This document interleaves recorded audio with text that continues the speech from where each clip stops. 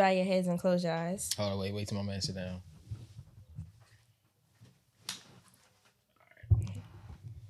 Dear Lord, thank you for this day.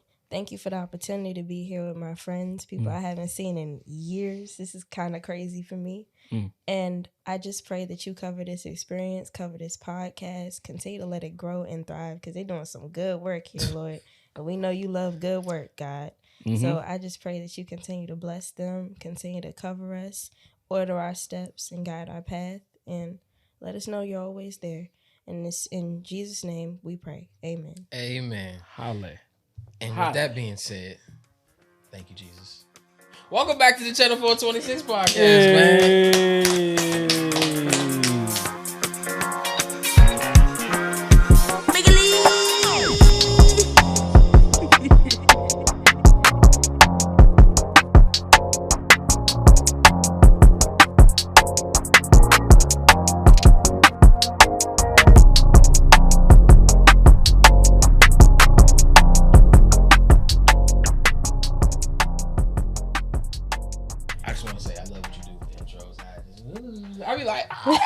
I be trying to do my little fade in work, you know what I'm saying? Good morning, y'all. Happy Monday.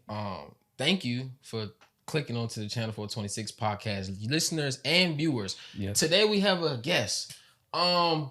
Miss Leilani, a very special person.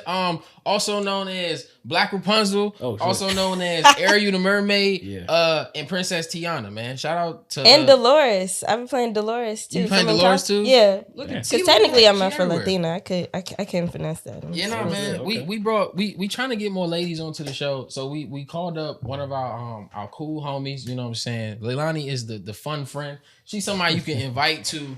What's it called? The game night. If you invite her to game night, it's gonna be fun.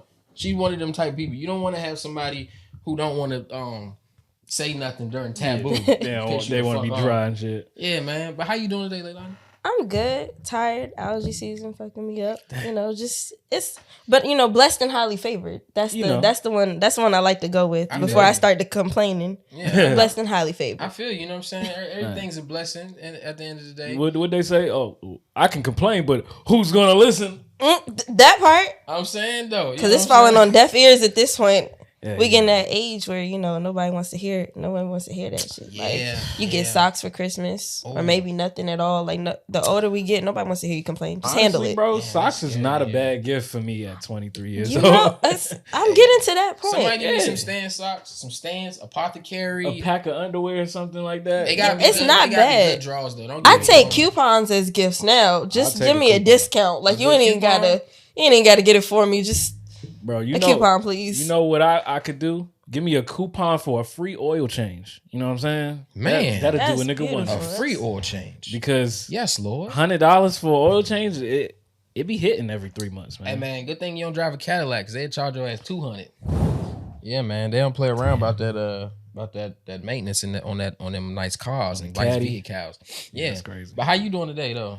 I'm doing all right, man. You know what I'm saying? Like Leilani said, the allergies was smacking me in the face this morning. I was fucked up, you know what I'm saying? But I'm all right, man. I'm doing all right. It's Saturday morning, so hopefully we have a good weekend. You know it's a good Saturday shit, man. It's feeling good. Nice sunny day. It's beautiful, clear skies. The weather finally figured out what it want to be. You know what I'm saying? It's going up to 71 today. I was like, I might wear a dress. Yeah, because it was these last couple of days, it was cold. I was wearing a motherfucking crew jacket. Had my leather jacket on. I said, is this the right season? I thought I could put it away. I had to go back in the archives. Right, though. I left out at 6 in the morning and was like, oh, yeah. I got my seat warmer on in the car. I got the heated seats on it. Oh, shit. That joint hot as hell. That early morning when no sun is out, it's breeze is a little too much. It'll whoop you. But I've been good though, man. It's been a good week, man. I've been chilling. Shit, cool. Man, for real, dog, man. I had a motherfucking ingrown toenail, bro. Oh what no! That joint been working for like the past year too. Like that joint had to grow in. Which toe? My right foot, big toe. Damn. Because look, last year, right, I was in the gym balling with my niggas, you know what I'm saying, going hard. It was one day when we was running for hours, okay? We played a lot of games. Yeah. And I went home and I took my shoe off and took my sock off. I was balling in Kyrie's. And it was a scary sight. My right big toe, the whole toenail was filled with blood. It was filled with blood, right? But it wasn't bleeding. It was under the toenail. And I'm like, what the fuck? Yeah. So I just let it sit like that for some time. You ain't feel that during the He was balling. As a matter of fact, I think I was balling in some LeBron 15s, matter of fact. The low joints. But then after a while, like 2 weeks later, I'm like, damn, like a week later, it's like, damn, his blood's still under this joint. Mm-hmm. So I lift up the toenail and all that shit ran out. Oh, blood. It was gross as fuck, right? Oh, that's... And then like a month later, or like 3 weeks later, my toenail like turned like yellow and it came off. The whole thing popped off? Whole toenail. They used to happen to me when I was younger.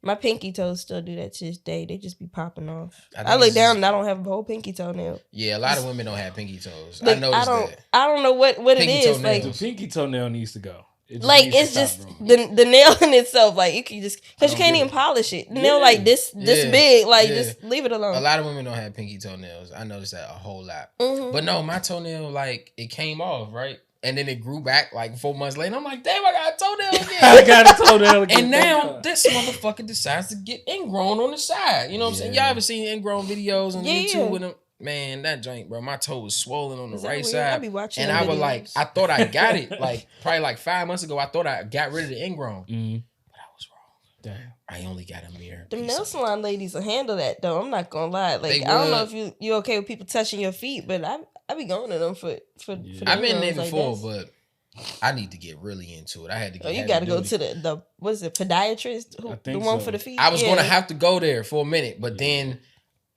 I had to get risky. All right, because since I was a kid, y'all, I be doing some like if it's something that I know I can fix, I'm going in it. You know what I'm saying? Even if I gotta go to the doctor and get stitches out. Tweezers real quick, bro. I had a corn on my toe. I didn't know it was a corn when I was young. No way. And bro, I cut that joint off when I was a little nigga, bro. Damn. I bled for a long time, but I stopped it and I was like, it ain't there no more. The motherfucker grew back. Yeah. But on my toe, right where it was swollen at. I just cut like the top piece of that motherfucker off and I seen the nail. This motherfucker was big as hell. Damn. Pulled it out. I'm ingrown free now, man. I'm back stepping, you know what I'm saying, relieved. Oh, man. That's disgusting. Yeah, that joke kind of fucked me up a little. I'm all for doing your own body repairs, but it's some shit like... I showed Jada. She was like, what the fuck? She was like, ill. Get it away from me. I was like, I had to show you this, like, because this is amazing. I felt accomplished. I was like, sitting there with the YouTube video, like, step one. All right, I got this. Shout out to the Toe Bro and what's the other nigga name? Y'all don't know. Y'all don't watch them. Oh, I do. It's Toe Bro. What else? It's Toe Bro and it's like the something the manicure. Oh no, I don't watch the dudes. It's a lady who her husband's feet are so nasty, but all of her videos like his feet. Oh, damn. Because he got ingrowns on like every toe. I don't even understand how it's possible. But it's like the talented manicurist or something like that. Like I think I know what you're the meticulous manicurist or something like that. But yeah. Yeah, hey, look, nigga, don't judge us, man. Everybody got something on YouTube that they watch. That's it. Like, yo, what the fuck? Because I just feel like, how did y'all let it get this far? That's the thing about ingrowns, like they don't happen overnight. No, they take a long time to grow. That's why they get swollen and inflamed and shit. And yeah, that's why I'm like, y'all didn't handle this at first. You know why men feet are always fucked up? It's because y'all keep shoes on. When we look down, we don't need to have nice polish and white toenail strips on it. You know what I'm saying? We just like, I'm gonna throw this motherfucker in some socks and some shoes and keep it pushing. See, but at some point, somebody gonna have to see them toes. And y'all doing the world a disservice because I'm tired of the feet reveals. I'm sick of it. I be like, dang, kind of fine. Hey, hold on, wait. For women, is that a thing? She's just like, oh my gosh. If I think it is. The feet is messed up. You ain't. It's some. I mean, like dudes be talking about girls like, from the neck down, like the body right, blah blah blah. I be like, from the ankles up, he real fine, but then he took off his shoes. Now I got the ick. Damn, you got the seaweed dogs down there. Yeah, nah, man. Hey, dog, don't judge us. For you too, man. You know what I'm saying? I've been on something new lately. I've been watching this nigga named Spencer SB. He cut grass. He'd go and cut somebody off for free, and he pressure washing. Oh, I be watching that shit. He a white dude, like a scrawny white dude. Yeah. I just woke up in the middle of the night, and that nigga was. I was like, oh shit, this is interesting. And he be cutting up some crazy yards. Too. Oh yeah. That yards be wild. Yeah. No, he's great, man. Shout out to Spencer. Nah, for real. Man. Hey, man, take care of your feet. You know what I'm saying? Take care of Please, your feet, man. for the love of God. Goodness gracious. Cinco de Mayo was yesterday. Did you do anything special? I wouldn't say it was special. I mean, sorry to my friends if they watch this. I'm glad I saw y'all. But I went to Bowie State yesterday for Shout out to Bowie. The Sigma de Mayo. So I went to the Sigma party. Okay. Shit. That's tight. Sigma de Mayo. Right, it was kind of cute. My niece's birthday was yesterday, which is Cinco de Mayo, but her name is Maya, so they call it Cinco de Mayo. That's cute. And Doughboy birthday was yesterday, and he was like, "It's Cinco de Mayo." That shit was That's tight. cute. Yeah, man. Nah, yesterday definitely was the most I've ever seen anybody celebrate Cinco de Mayo in my life. I was like, since when do we celebrate this? Everybody was out at the Mexican restaurant getting margaritas. I went to Chipotle twice yesterday. Go ahead, Chipotle. Chipotle on Cinco de Mayo should be a fucking sin. I don't think that counts. That should be a fucking sin, okay? Don't make our fucking Mexican listeners and viewers log out of this shit talking about Chipotle. I went to Chipotle twice. You supposed to hit the La Poblanos Berria or hit Lil Minor. Lil Minor is I just ain't had Lil Minor money. I had Chipotle money. I respect That's it. $6-7 difference. But my new people, my new family, shout out to Tequila and Tacos. I love y'all so much. Oh, snap. Tequila and Tacos probably popping. Write these down. Oh yeah, I ain't even try to go there yesterday. Probably popping. But the other thing is too, when it comes to tacos, like I do Taco Tuesday. Like I really like religiously that, and on Tuesday, so I would go like do Taco Tuesday, and then afterwards I go to the movies because AMC has $5 tickets on Tuesday. Oh yeah, you're right. So I be like making a whole day out of it. Like Tuesday, I get off work and I'm like, it's about that time. Like, so you love the movies like I love the movie. Me and Jada be in the movies a lot. Yep, that's how I mean. Anywhere. Speaking of tacos, my little sister asked me. She was like, "Kevin, what do you think? What do you think your favorite food is?" I was like, "You know what, Kylie? I don't know." Because it used to be buffalo wings and watermelon. As crazy as that sounds, chicken and watermelon. It's okay, we were just buffalo wings and watermelon was my favorite food forever. Together? No, maybe. Yeah, you ate it together. During the summer, probably. I've ate it together that for sounds sure. Like a decent Because you meal, eat watermelon during like winter and off season is kind of crazy. Because I don't trust hell that. no. You can't find no good watermelon. watermelon. Yeah, that's what I'm saying. That shit gonna taste like a motherfucking styrofoam cooler. But no, now I think it's tacos. I think Mexican food is my favorite food. Man, now. yeah. Because I love the Mexicans. Bro, you had my quesadillas before. Oh yeah, that bitch was busting. I fuck some tacos up, nigga. What? I go stupid on some tacos. The motherfucking quesadilla was motherfucking delicious, nigga. Homie. The fucking tacos, nigga, go crazy. Man, what? I took a bite of that motherfucker, homie. I said, how this nigga get sour cream inside of a warm treat? Nigga, sour cream supposed to be. It was cold too. I said, how you do this, bro? You know what I did, bro? Oh, after I cooked the quesadilla, fuck, I take it off, open it up, then you put the cold stuff on it, the pico, the lettuce, the sour cream, and then you slam it down, and it's oozing out. You know what I mean? I was watching this fucking documentary. They were out in Mexico. I can't remember what part and shit, but they were out there and they were cooking this amazing. They took a fucking cow's head and they just fucking boiled it in stew and they chopped that shit up and they threw it on some tortillas and shit. Fucking amazing. It looked good as shit. Fuck, man, you're making me hungry right now. I'm fucking always hungry for Mexican food, man. All right, we sorry, y'all. No. Here's a real topic though. Mexicans and the Hispanic culture, y'all might have the best food in the world. And no bullshit. No bullshit. I say that with all confidence. No, for real though. As a black person, you know what I'm saying? We love soul food. I know how black people get arrogant about their food. Nigga, everybody grandmother cook amazing. Right. Okay, we get it. But it's some of y'all grandmother's collard greens is crunchy. And y'all don't want to talk about that. Hey, look, she's not lying. They be bright green. Y'all be like dark green. Y'all be like my yams, and then you try your yams, and you're like, because listen, as much as I love all my grandmothers out there, both of my real actual grandmothers, my great grandmother, rest in peace, mama. As much as I love my grandmothers, your grandmother, everybody's grandmother, the best yams I ever had was not from a black woman. Ooh, that's gotta hurt. She's from Guam.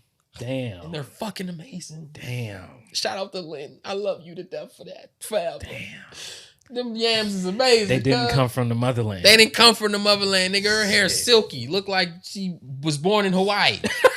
Her shit down here, nigga. Damn. She cooking like a motherfucker. That's everything she make is A1. I'm telling you. Yeah. You ever over there with me? Nigga, get a plate. Black people, look. I understand, you know what I'm saying? You want the food to taste right or whatever, but y'all gotta stop salting the shit like y'all do, man. That's why niggas getting their feet cut off. Feet cut off, you know what I'm saying? They got black toes and shit, you know what I'm saying? I thought that's where gout came from. Then gout come from like fried salty food. Yeah, like red meat and like a whole bunch of salt and shit. Yeah, the gout. I remember that Everybody Hates Chris episode where the dad got gout because he was always eating fried chicken. I learned about it. Yeah. Man, look.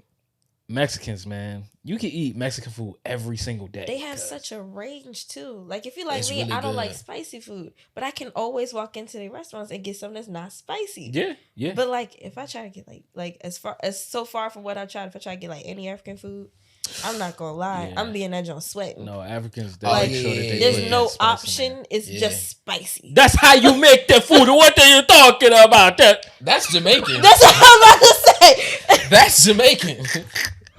That's racist. You're fucking racist. Wait. Now niggas always trying to call me racist. He's racist. Wait. You know, I haven't practiced my good Mexican, you know what I'm saying, Nigerian accent yet. My bad. Mexican? Now it's African Mexican? I said Nigerian. No, you said I haven't practiced my Mexican. That's what you said. I said Nigerian accent.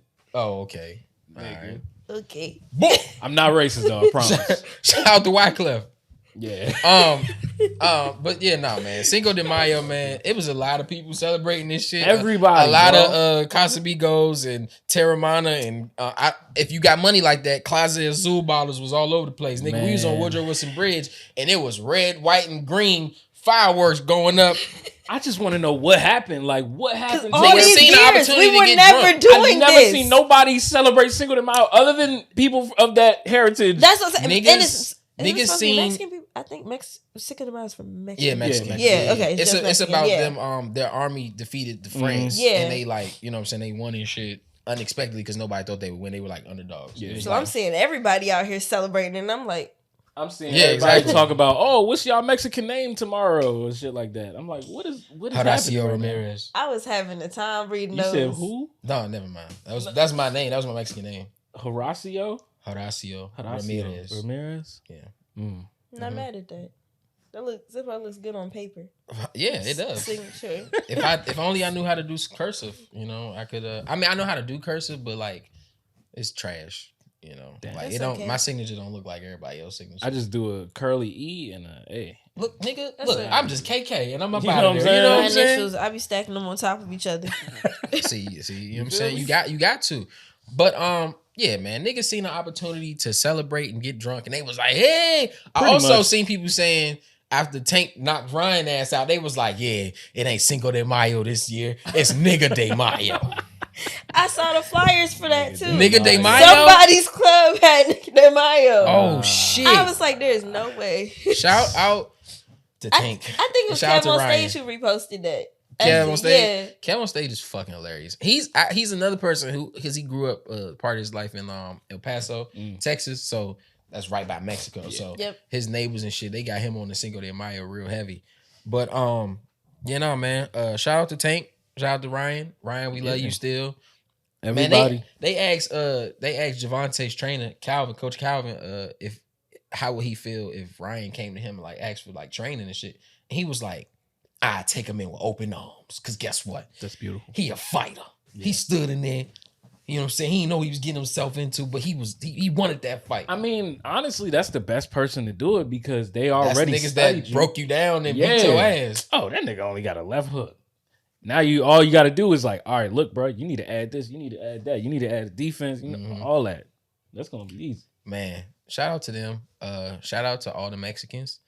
Happy Cinco de Mayo, though it's already passed. It was a good day yesterday, man. Shout out to OGZ. I was listening to that nigga all day yesterday.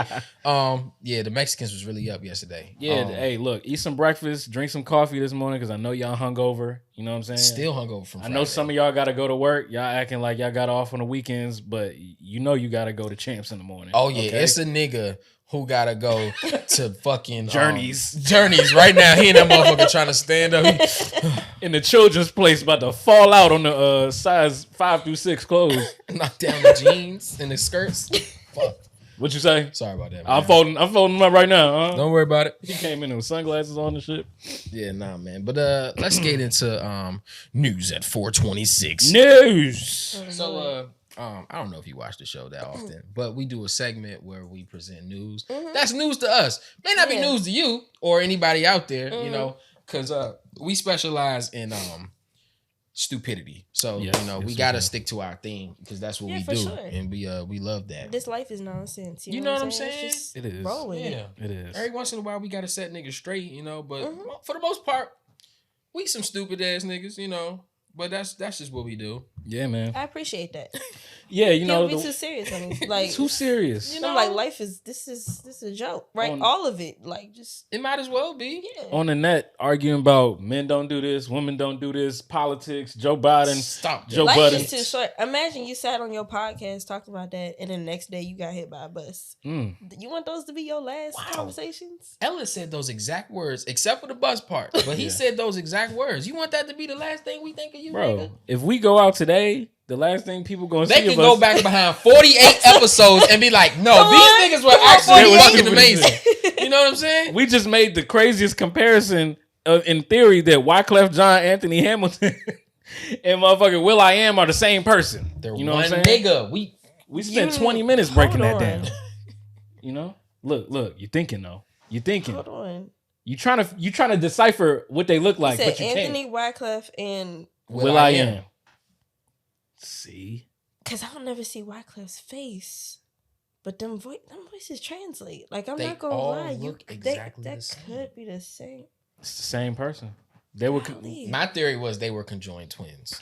And they all split and went different ways in the music business. You know, musically. To know that. You know, you got a Jamaican, you got a soul singer, and then you got a nigga that hang with Fergie. You know, have stupid ass haircuts. I found out while I was doing research for that clip that Wyclef John is Haitian. So we're sorry.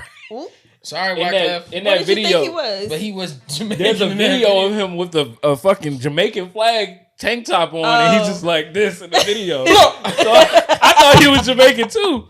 Hey, we was playing zombies, and Rob said that shit, bro, and I went down because that shit was so funny. That nigga said, "I'ma be Jamaican, bro." Hey, bro, I went down because I was laughing so fucking hard. Fuji's, oh, there you go. Nah, shout out to Wyclef, man. Shout out to Wyclef, bro. So news at 426. What you got? I think they took my video down, man. Hold on, let me see if I can go first while you look for it. Yeah. Okay. So I have some again, some random news. 24-year-old NYC subway passenger kills a Michael Jackson impersonator after putting him in a chokehold for 15 minutes. Why? Why? Oh my gosh. Tell him that it's just human nature, man. That was perfect. Okay, I'm gonna pull up this video. Why'd you have to kill him though, bro? I'm like, bro, man? I'm like, this nigga really don't like Michael Jackson, or I don't know what his problem was. Bro was tweaking out. Doesn't matter if it's black or white, brother. Oh my gosh. Shit. God damn. Should have killed that bitch Dirty Diana. They really took down this video. Okay, here we go. Saying, according to a witness, the man began shouting, quote, "I want food. I'm not taking no for an answer. I'm ready to go back to jail, and I'll hurt anyone on this train." Oh, The man got on the subway car and began to say a somewhat aggressive speech, saying that he was hungry, he was thirsty, and he didn't care about anything. He didn't care about going to jail. That he didn't care that he gets a big life sentence. Scary and dude. it doesn't matter if he died. Vasquez says he was scared and believes others on the train were too. That's when he says a 24-year-old rider came up behind the man and put him in a chokehold, holding him there on the ground. Two other men standing over them also helped subdue the man. He says that chokehold lasted about 15 minutes. Damn. Even with the Damn. train None of stopped y'all at one point at You the said, huh? Broadway Lafayette Nobody station. should. Like, That's what nobody I'm tried to saying. intervene? On a New York train. Well, most of the people left. If they open the door, the train separates and it leaves. Almost all the people just stayed. The ones who were there on the floor fighting, a couple who was standing in front of them stayed. Vasquez says no one thought the man would die, even after he went limp. EMS arrived and performed CPR, but he could not be revived. Okay. So let's get all the way into this, right? How hungry was this nigga, man? He wasn't just hungry. This man was fucking insane. This Michael Jackson impersonator ain't had shit to do with nothing. He just standing around, glitter on his glove. Rest in peace to you, sir, by the way. And then he getting choked out because a nigga hungry and crazy and ain't afraid to go back to jail. I guess he just likes Prince better, bro. I'm sorry. That probably was it. Man. He said, fuck the glittery gloves, man. When Doves cried, nigga. Doves about to be crying for your ass. You ever heard Purple Rain? I don't want to hear this shit. Nigga. Prince daddy was abusive to his mama. Gosh. The kid had to do what he had to do. He made her jump into Lake Minnetonka. Minnesota, purple. Danny Lay is his understudy. I don't fucking know. It was fucking ridiculous. Yeah, I think he might have been on a little something, man. You know, I think it was really just like that was. You know how like in the movies there's that scene where like the person wants to commit suicide, just like does something ridiculous in front of the cops to get, like. I like based off of the article, like I didn't think bro was trying to die necessarily, but like he's trying to go back to jail. Like, yeah, just somewhere where he knew he could get consistently fed. Yeah, a lot of people do that. My teacher, Mr. Green, said he knew a guy from his neighborhood who just kept going back. He would just go back to jail because he had no family. He was like, shit, at least here I got a bed and some food. You know what I'm saying? It's consistent. Institutionalized is real. You know what I'm saying? 1,000%. You get out in the real world, you don't got no family, or the family that you did have, they done grew up and moved on. Yeah. We don't got nothing for you. So and because I listen to a lot of New Yorkers, like when it comes to podcasts and shit, and they be talking about this a lot. Like, man, a lot of these people, it's a lot of crazy shit going on in New York right now. Yeah. Especially on that train, on that subway, it gets down. It's really like Arkham out there. You know? New York is a crazy place, man. Man, I don't know who's gonna be the Joker, but it's really going wild out in New York right now. They might really need a Batman. Like that nigga Earl Sweatshirt said, bro. It's because they don't have horizon, bro. It's no trees, just building. Like literally, when I went to New York, concrete jungle, 2021, when we was in Times Square, I'm just looking around and I'm just like, bro, I literally can't see the sun. It's somewhere around here. It's daytime. You just ain't see that motherfucker. It's somewhere around here, but it's so many buildings that like I literally just see street and blocks and shit. I'm like, what the fuck? My dad is from Harlem, and like we have a Your dad from Harlem? Mm-hmm. That's kind of crazy. Yep. And my backyard, like our backyard now, like has a bunch of trees and grass and stuff, and there's a fox that comes by. Mm-hmm. My dad be feeding the fox, and I told my mom, I told her my theory is that because he's from New York and he ain't like been around, he want to be like Mowgli, he want to be Tarzan so bad, because he be out there feeding the groundhog, that shit's special to him. Yeah, he be out every day just standing on the porch like wow, and I was like. That's what it is. He's from New York. When he get mad, though, he be like, "I'm from Harlem, man." No, he don't. Harlem. My dad's a gentle giant. Oh, okay, he don't be getting angry. No, when he can though. I've just never seen it. Okay, I'm a daddy's girl, so it'd be like that. I don't have to deal with that. Especially when you're daddy's daughter, for sure. Mm-hmm. He's going to protect you from everything. Yeah, but sorry if you do. If you've ever had to deal with my dad angry, I've heard stories. He to rip somebody's face off. Man. Yeah, man. So I'm trying to figure out who the fuck gonna be Batman in New York, man. We got who can we audition? You got 5 of your foreign. What? Designer can be Scarecrow. Yeah, he can be Scarecrow after he get out of that rehab. Designer is going to be a super villain when he gets out. He's for sure going to be a villain. That dude is fucking ridiculous. 5-year-old's a villain too. Now that I think about it. Didn't he just go to the Yeah. He got caught. He got caught doing some wild shit on the plane. You know? I only found out about that because of Michael Blackson commenting on it, talking about he ain't. Did you see that? No. What did he say? Michael Blackson talking about some ain't nothing mentally wrong with him. He just wanted to. Oh no! I don't know about that, Michael. Nah, that's Michael, why I was like, that nigga's crazy, bro. You seen him freestyle on Flex, bro? No, he need help, bro. Don't touch my shit. Don't touch my shit. Don't touch my shit. Don't touch my brick. Literally said that. You know what it is. Times. Everybody can't come up here, Brooklyn. He was trying to hold back tears, bro. Flex was trying not to cry in that bitch. All right, that's my news. Rest in peace to the Michael Jackson impersonator. I'm sorry you had to go out like that, man. Have y'all seen the dude on TikTok literally like he got facial surgery and all that, like his chin to look like Michael, to look exactly like Michael Jackson. No, but I did just see a woman die. Ooh. She was a Kim Kardashian impersonator. She had a bunch of surgeries to look exactly like Kim Kardashian, and sadly, in her last surgery, she died of cardiac arrest. Jesus. Yeah. Yeah. Find yourself, man. Gotta find yourself, man. What we say, Perkio? Perkio done dyed his hair back black. That nigga Perkio ain't Perkio no more. Thank God. We still ain't gonna ever forget that shit though, nigga. You running around talking about some fake Drake. You gotta fake find Drake. yourself too. Yeah, you remember fake Drake?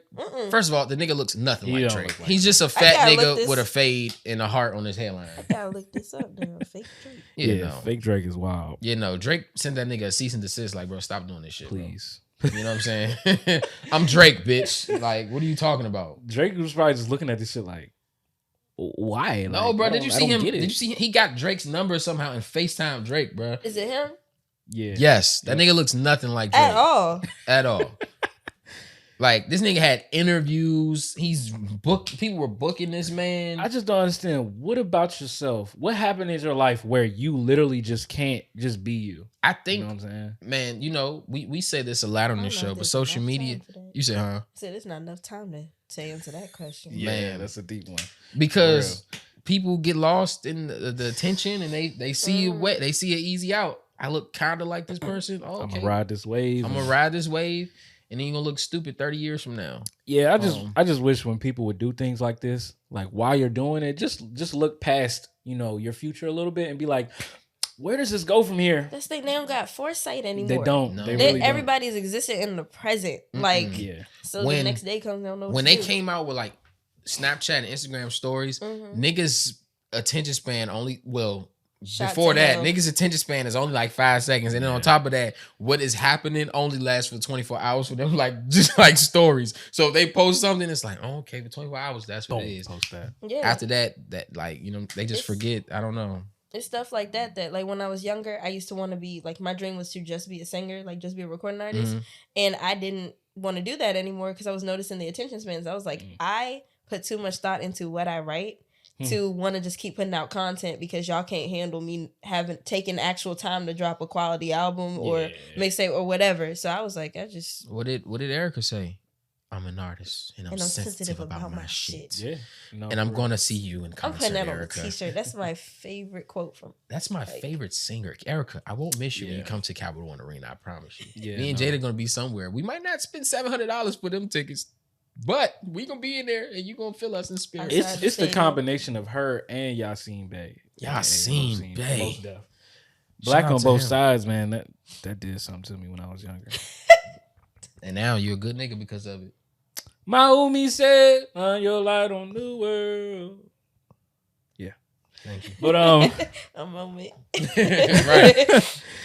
My weird news. We're going to Wisconsin, guys. Oh, Wisconsin. I don't know. As black people, you could have just put a period on that. Pretty much. We're going to Wisconsin. All right. I believe you. It's black people. We don't really have any reason to go in Wisconsin. There's not really anything there for us, and this kind of just proves it. This is a student at the University of Wisconsin-Madison, and she just had, I guess she was dealing with a dude or a boyfriend or whatever, and she got caught in 4K saying some feelings about him. And I think obviously he's black, but yeah, I'm gonna just play. Yeah, we should hear what she has to say. Yeah, man. Live your truth. Too much truth. Fuck you. I'm gonna kill myself one day. I hope everyone fucking misses me. Because I'm gonna go back and haunt every fucking little nigger who fucking did me wrong. I literally hate all of them. I'm gonna make them pick fucking cotton in the fields all day long until they fucking die of fucking thirst and fucking, like, they're literally their bodies are gonna dry out because of how much cotton they're picking for me.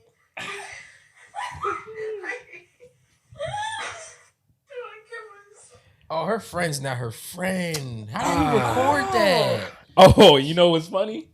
There's a picture of Nicki Minaj and an American flag right behind her as she says this. You know the fucked up thing is, I bet her boyfriend's not black.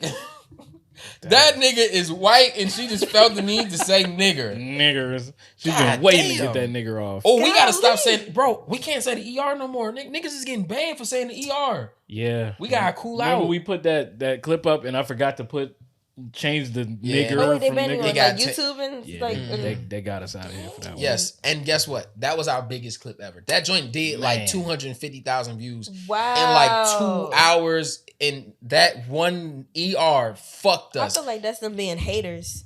Because I feel like if we're saying it, that's different. I think it's that just shit hurt to think it's about. just it's not real people, seeing the shit happen. They just got like algorithms and like, oh nigger, get it out of here. Yeah, because Bruce Dropomoff just got banned for saying nigger. I'm like, bro, golly, yeah, I'm black.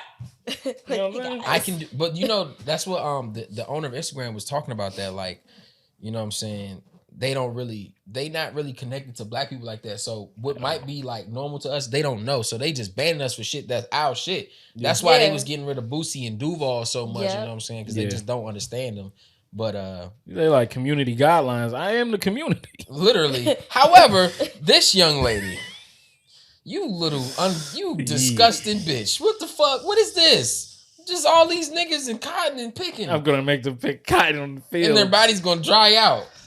Nicki Minaj on your wall though. Nicki will whoop your ass. Literally a black I genuinely I want to actually know if there's a case study on this. That level of delusion where they love everything about us, but they can't. But they don't connect it. Yeah. Like how you got Nicki on your wall. Like I know she's lighter skinned than it, but like that's still enough melanin where you can on site you know that's a black woman. Everybody in the world. So how do you have that on your wall? But then. It goes back. It goes back to Jim Crow days. It goes back to a simple saying that Paul Mooney once said. Rest in peace, Paul Mooney. Everybody want to be a nigga, but don't nobody want to be a nigga, man. It's unfortunate. Yeah, man. The stick that we get because, there's a theory, right? And I somewhat subscribe to this theory, but a lot of shit that we see today, a lot of things amongst our culture, their culture, a lot of this shit don't go on if it ain't for niggas. I'd say most of it, honestly. We have generated so much fucking money for this country and that society. Nigga, just our existence alone has created so much for this entire planet to make it spin. Healthcare, how fucking crazy is that? Henrietta Lacks. Like literally have black women having all of the genes in us. Like we can literally create any combo. Literally. Like it's just but yet we still, it's getting a lot better now. But there's still people, like you said, just the delusion is crazy. And there needs to be a study on these folks because they just so in their own world and so just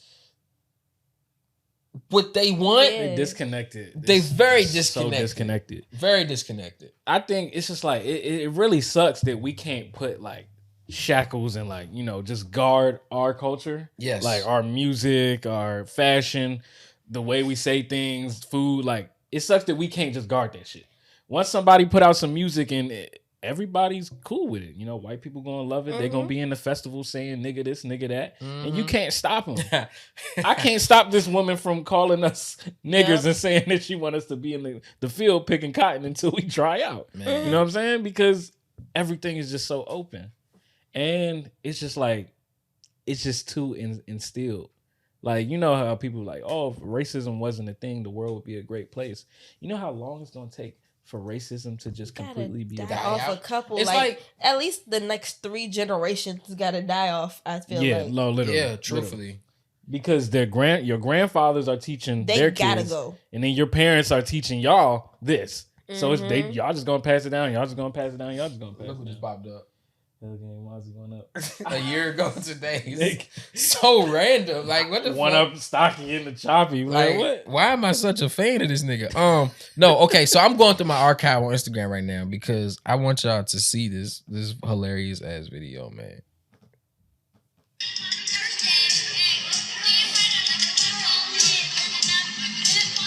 Oh yeah, I just seen this.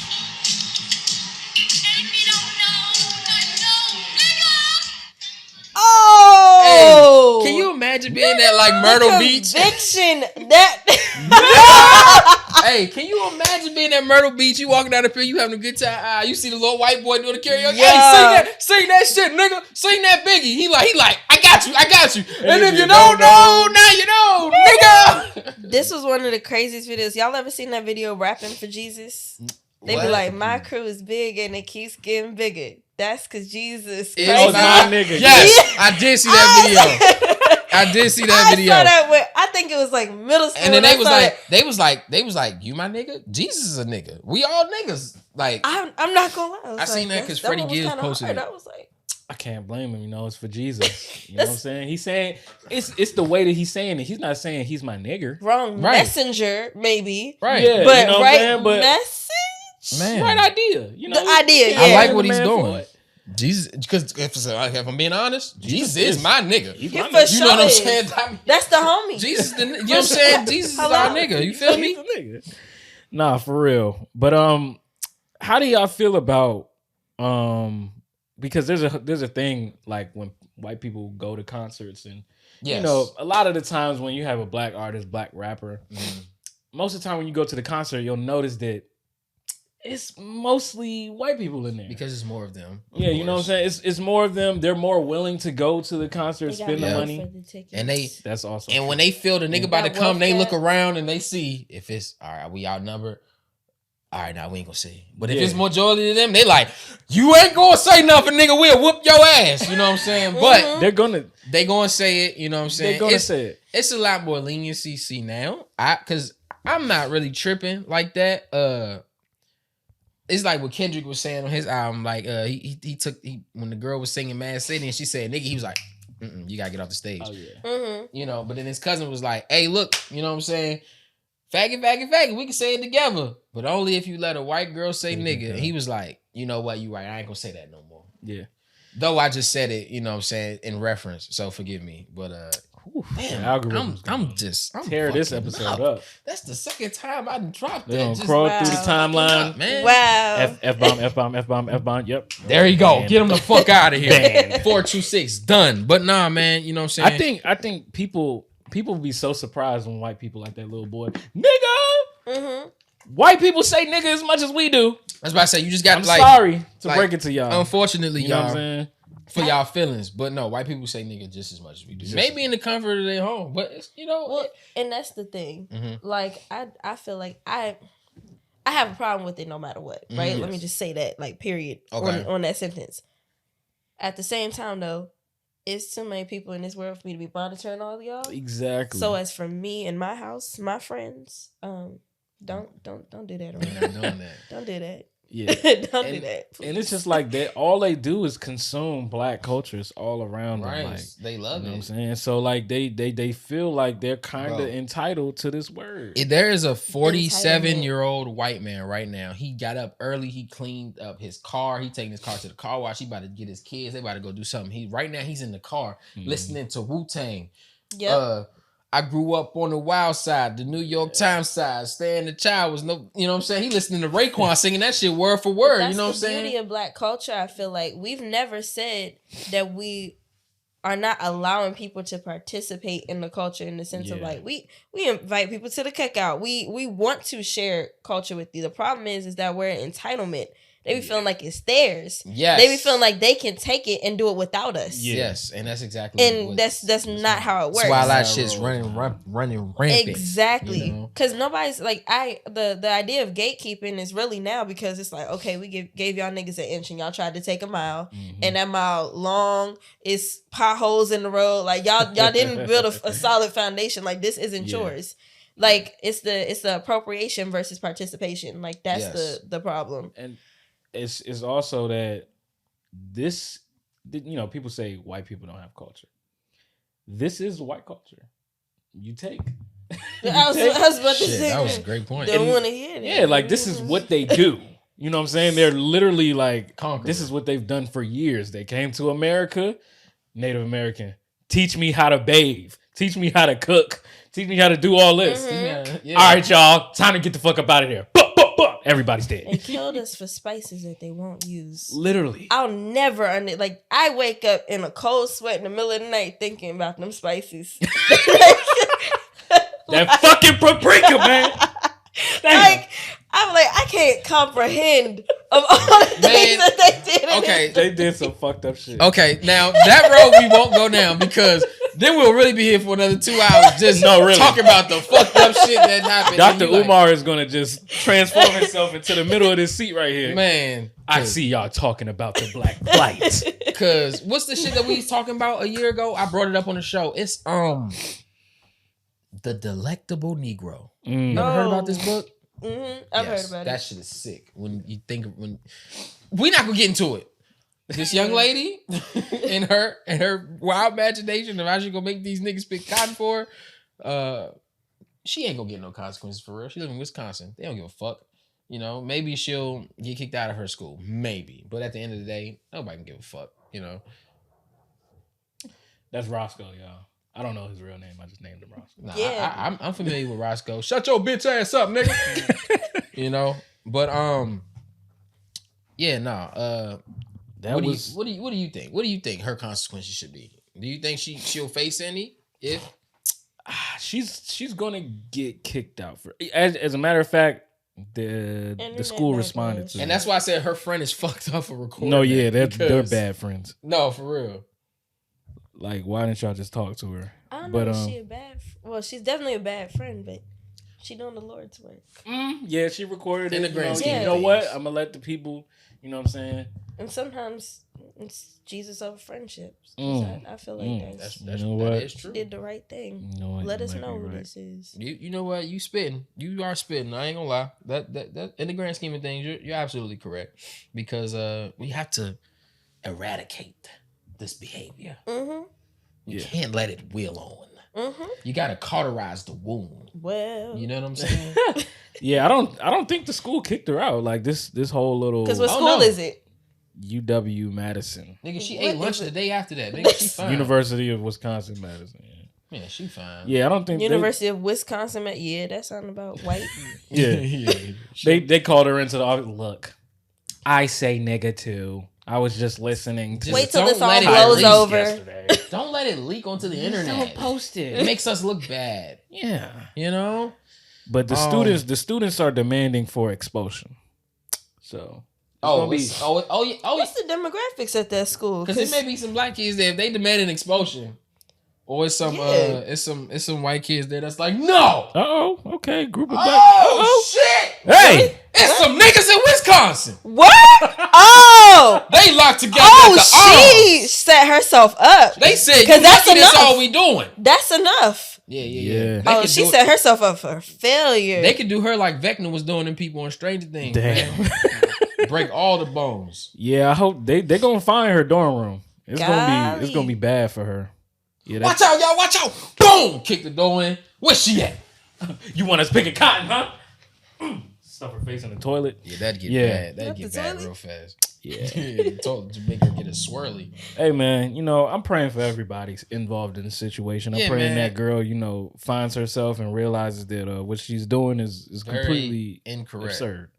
But that's our news. Unless you got something else. I do have one thing that I would like to bring up because I thought it was hilarious, and if not now, then when? So we are still at news at 426.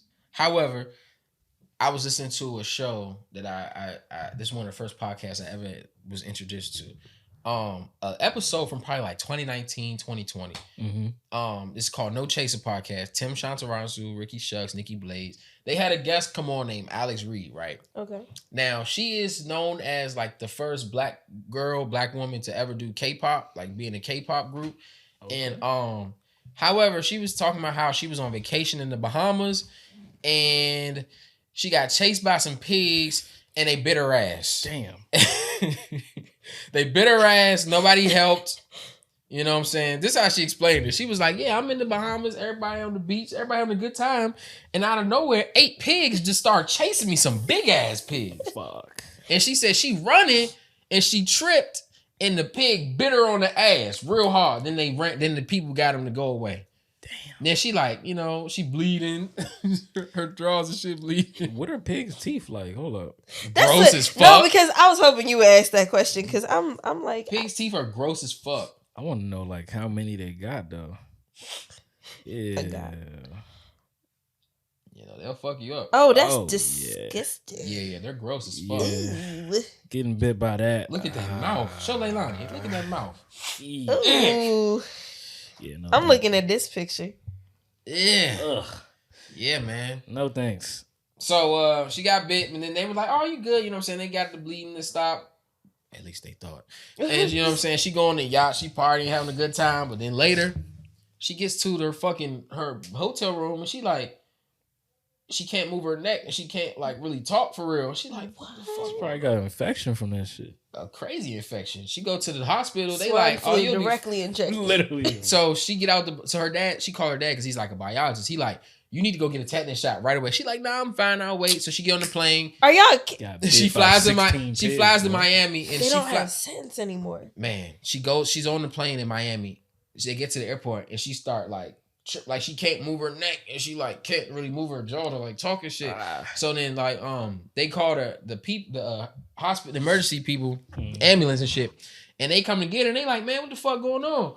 And she like the people like, look, the manager's like, look, she got bit by a pig, and the nigga at the EMT like, yeah, she got bit by a pig. They think this bitch on some drugs, and they like, man, this bitch ain't get bit by no pig. Fucking pig. But then she gets to the hospital, and they like, and she, you know what I'm saying, she start freaking out because she in there so long, so she leaves the hospital, and they like, ma'am, you should stay, right? But she like, nah, I'll be fine, because the shit went away. Then later that night, it got worse. She passed out, you know what I'm saying.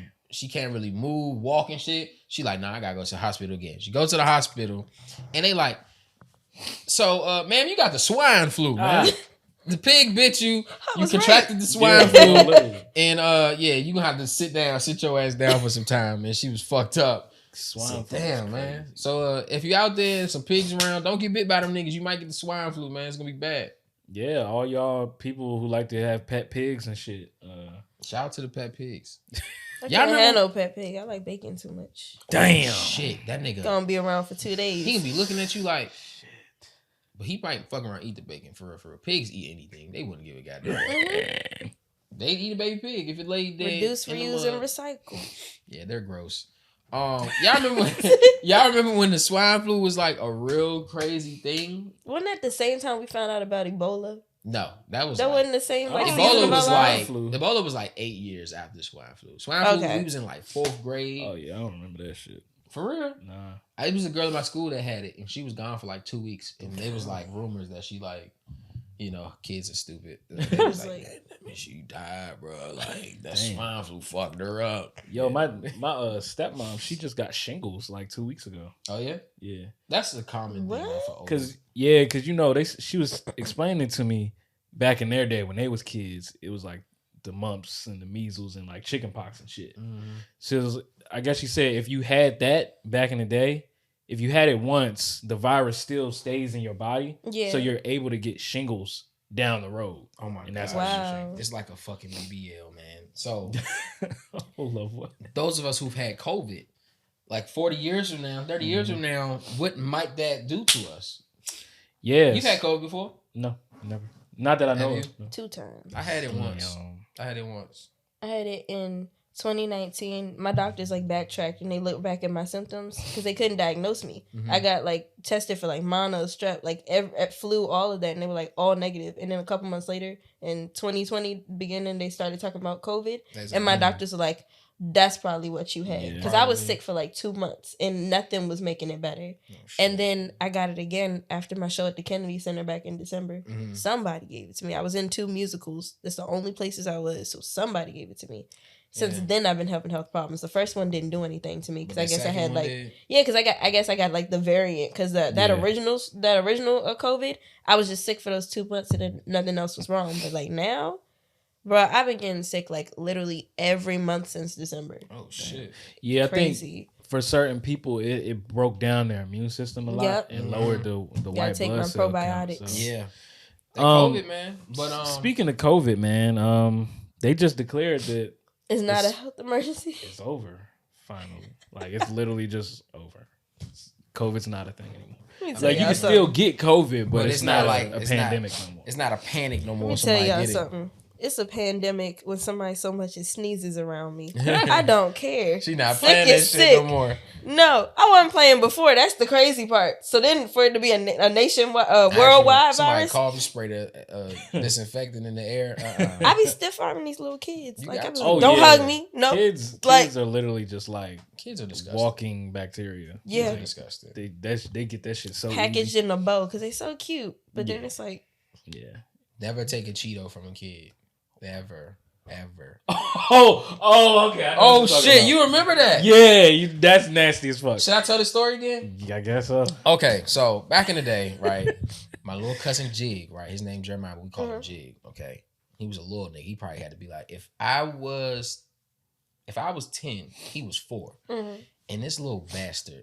He not a bastard though. Both his parents are together and married. But this little fuckhead had a bag of Cheetos and he wasn't trying to share these Jones. I'm like, let me get some Cheetos. He like, no. I'm like, all right, nigga, you gonna put that bag down. I'm gonna get me some Cheetos, nigga. And he finally put the bag down. And I go grab the bag. I'm like, that. I put the Cheeto in my mouth and I was like, what the fuck is this? I started spitting it out. This nigga sucked all the cheese off the Cheetos and put them back in the bag. Oh my God.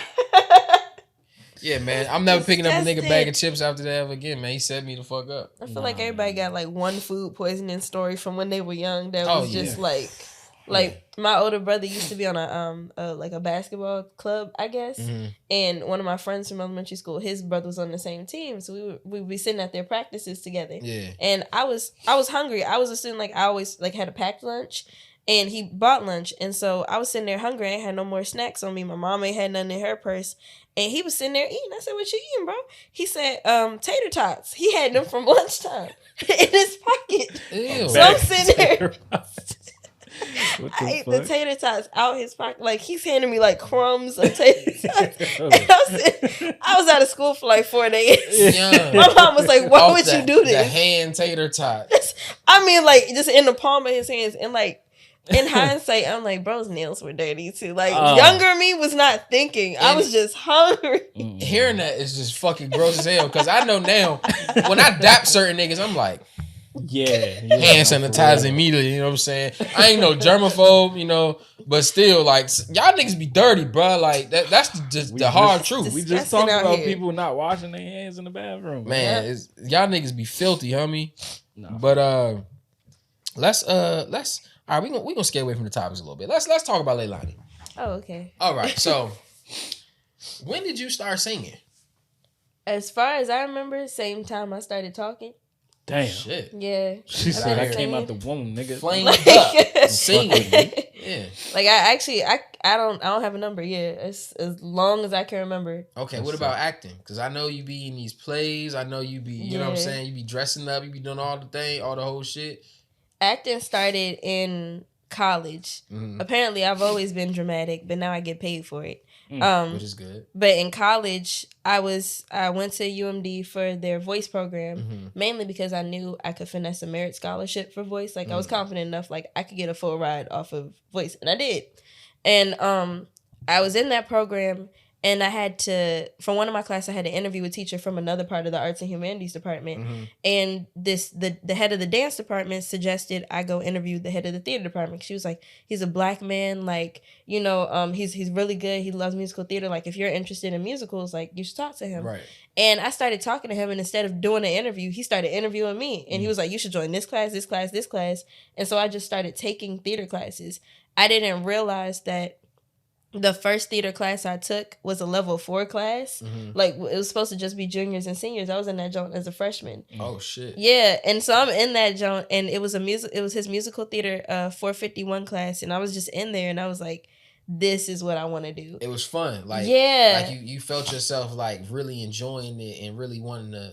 It felt like that's where I was supposed to be, because all these like. All my life, like, with singing, I enjoy singing. I love performing, but like the idea of like literally putting out music has like, I still don't have any music out. Right. Like, I'm on like 3 people's songs, but like I don't have my own music out.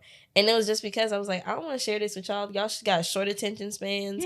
Like, I put a lot of thought into what I create. I'm like, I'm not sharing that.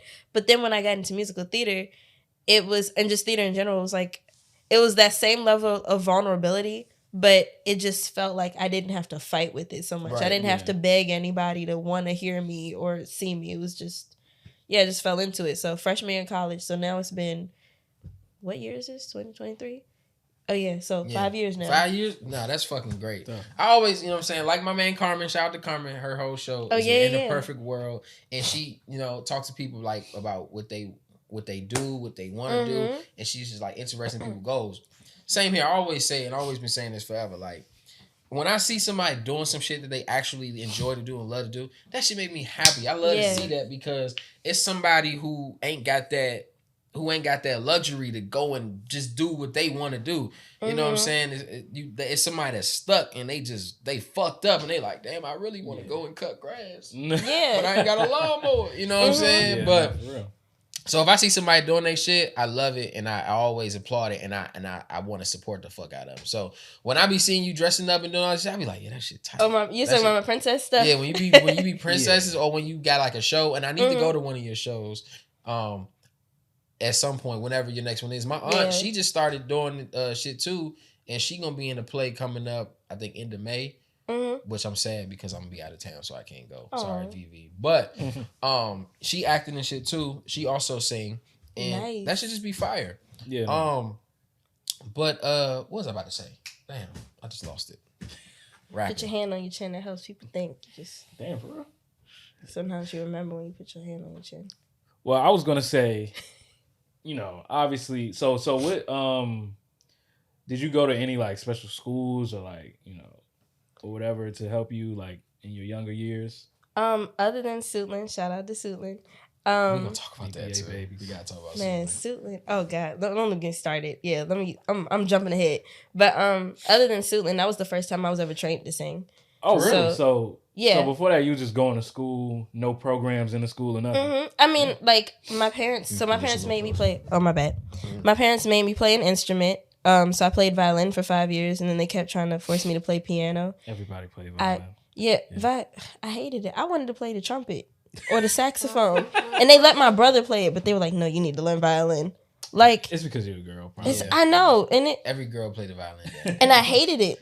Like and piano, I didn't like piano either because I'm stubborn. I only like what I like. So piano, they were trying to teach me classical piano, and I'm like, I just want to learn the chords to the songs I like to sing. Like I'm not trying to be Mozart in this show. Like I'm just trying to play along with the song. Like that's it.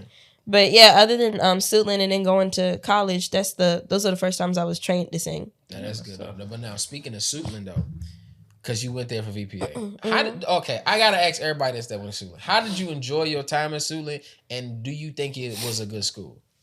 Suitland, point blank period. If you are in a program, amazing school. That's a very good point. That's a very good point. And I say that to say, not to say that like, for lack of better words, like general population Suitland, I don't know what you would call like the people who are in it. Yeah. Gen pop like in jail. Yeah, the rest of y'all niggas that's just on the tier, just ain't doing shit. You know what I'm saying? Getting high, drinking toilet wine, man. Y'all niggas need to focus. Your mission is to get out this motherfucker, not stay, nigga.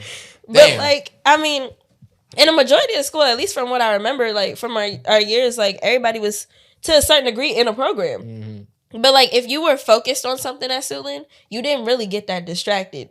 Like I just all of the people that I remember, like even if you were in ROTC, the vocational program, getting your barbering license, yeah, exactly. But like look at you now. Like that's what I'm saying. Like everybody that I saw, like and for me too. Like if you were in one of the programs, that's when I feel like made Suitland, and just in general, I was a wallflower, so like I knew a bunch of people, had friends, but like I was most of the time just walking the halls by myself. I see like, you everywhere. I see you everywhere. Exactly, but I'd be walking around, but like you never really saw me with anybody. I was just walking around, and so my experience, like I had a fun time at Suitland, but I think when I was in high school, I was focused on college. So everything I did in high school was with college in mind. So I didn't participate. Like I never went to a pep rally. I never went to a football game. Like I got out of school, and if I wasn't on soccer team or swim club, I was in church on praise and worship team. I was in some poetry event. Like I spent all of high school focusing on college. Damn, you was active. You were occupied. Because let me tell you something. When I got out of Suitland, I went home and turned on the Xbox, nigga. Because chances are I was already done my homework or I ain't getting no homework. Yeah. Like, pretty much all my teachers really like me because I don't know. They liked me a lot. I like them a lot. I used to like all my teachers. Yeah. That's the other thing. We had great teachers at Suitland. Great teachers. Like, they were just good people. A lot of them were taken for granted and just like, my bad, I got a message on my watch. Good. And just, you know what I'm saying? Because people see Suitland and they see hood school. Yeah, they see the stuff on the news. Shot, yeah. You know, people getting stabbed. But in all actuality, Suitland is a great school. Now, sadly, Suitland is no longer going to be a vocational school. What? They're taking it away. No, they're going to take everything to Crossland. We're losing recipes, y'all. This is crazy. Exactly. The only vocational school in PG County is going to be Crossland. And that's that. Where you just got to. Crossland? It's in like. I didn't even know that school existed. Yeah, it's kind of like in Clinton, kind of like. Who are these? Oh my! I know a lot of people that went to Crossland. Like my dad went to Crossland. That's crazy. I know a lot of people that went to Crossland, but a lot of people going there. That's what it's going to only be for now. Like if you have a vocational something that you're trying to learn, you got to go there for that. Now I could be butchering that. It could be a whole different school that's getting the vocational program, but I believe it's Crossland. Do your research like I did not. However. Yeah, man, Suitland losing the Votech, and that's sad. Damn, because that's very sad. I was a Votech baby. Y'all was VPA kids. Ellis feels like VPA wasted his time though. He had a different experience. Because you were in band, right? I was in orchestra. I had a very, very, very interesting case. Shout out Dr. Sumandai. Dr. Sumandai loved me. I don't know where the fuck that guy is today. I hope he's okay. Alive. Because he was talking about how he was having strokes the last time I saw Dr. Sumandar. Senior year, I was in his I was in IB music with him. Yeah. And he would be talking about like how he like just got over a stroke and like he was going through it. Damn, prayers out to my man. So my experiences was 9th and 10th grade, I had a full orchestra experience. 9th grade, I was terrible. Okay. I didn't practice at all. Like, I felt that. Me either. I didn't practice singing in high school. I didn't practice the oboe at all. I just showed up and literally winging it. First of all, I was the only oboe player, so I took that shit very serious. But I didn't practice. I just felt like Allen Iverson, nigga. Practice. We talk about practice. I do this shit. Miss Israel, nigga. You know who the fuck I do. Need me. They coming to see me. No, the thing is, I come and give y'all 40, nigga. My sleep. But Doc, in 9th grade, he knew I was good, but he knew that I just didn't practice. I never applied myself. And it was also like 4 cellos. I was like 5th chair. Last chair, I was bad. But I started practicing like that summer. 10th grade, I came in. I got way better. Everybody's like, oh shit, what the fuck this nigga could do? Okay, bet. And I felt myself getting better. He was giving me good feedback. He was sitting with me one-on-one, practicing, telling me to do this, do that. I'm like, all right, cool. I might, keep doing this. And then 11th grade happened. And the nigga disappeared. Yes. He disappeared. He literally was not there. Not there. I would go in the classroom and what was it? I think that was the year he was having all the health stuff. Yeah, because he always had a bad cough. He a crazy smoker. Like I got something from his car once. I was just like, I can't breathe. Like, nigga, it's bad in there. But he a crazy smoker. He always had a cough, but he just started disappearing in 11th grade year, like the middle of the year. And we would just go to the class, and you know how your teacher be in there, like, oh, okay, sit here, everybody set up, this is what we're going to play? We just be in there with no teacher, no sub, no nothing. I remember that, actually, because that's how I used to duck out from, I know I came in there at least twice to duck out from choir, because Boucher would be getting on my nerves. Yeah. Shout out Boucher. I still talk to him regularly. Lawrence and a bunch of other band people, we would just be hanging out in his room because nobody's there. It would just be like Mr. Lucas? Was he the band director? Didn't that the year he left? Yeah, that's the year he left, and they switched to what's his name, Waller. Yeah, he's still there, by the way. Just seeing y'all talk all this VPA, man, is just terrific.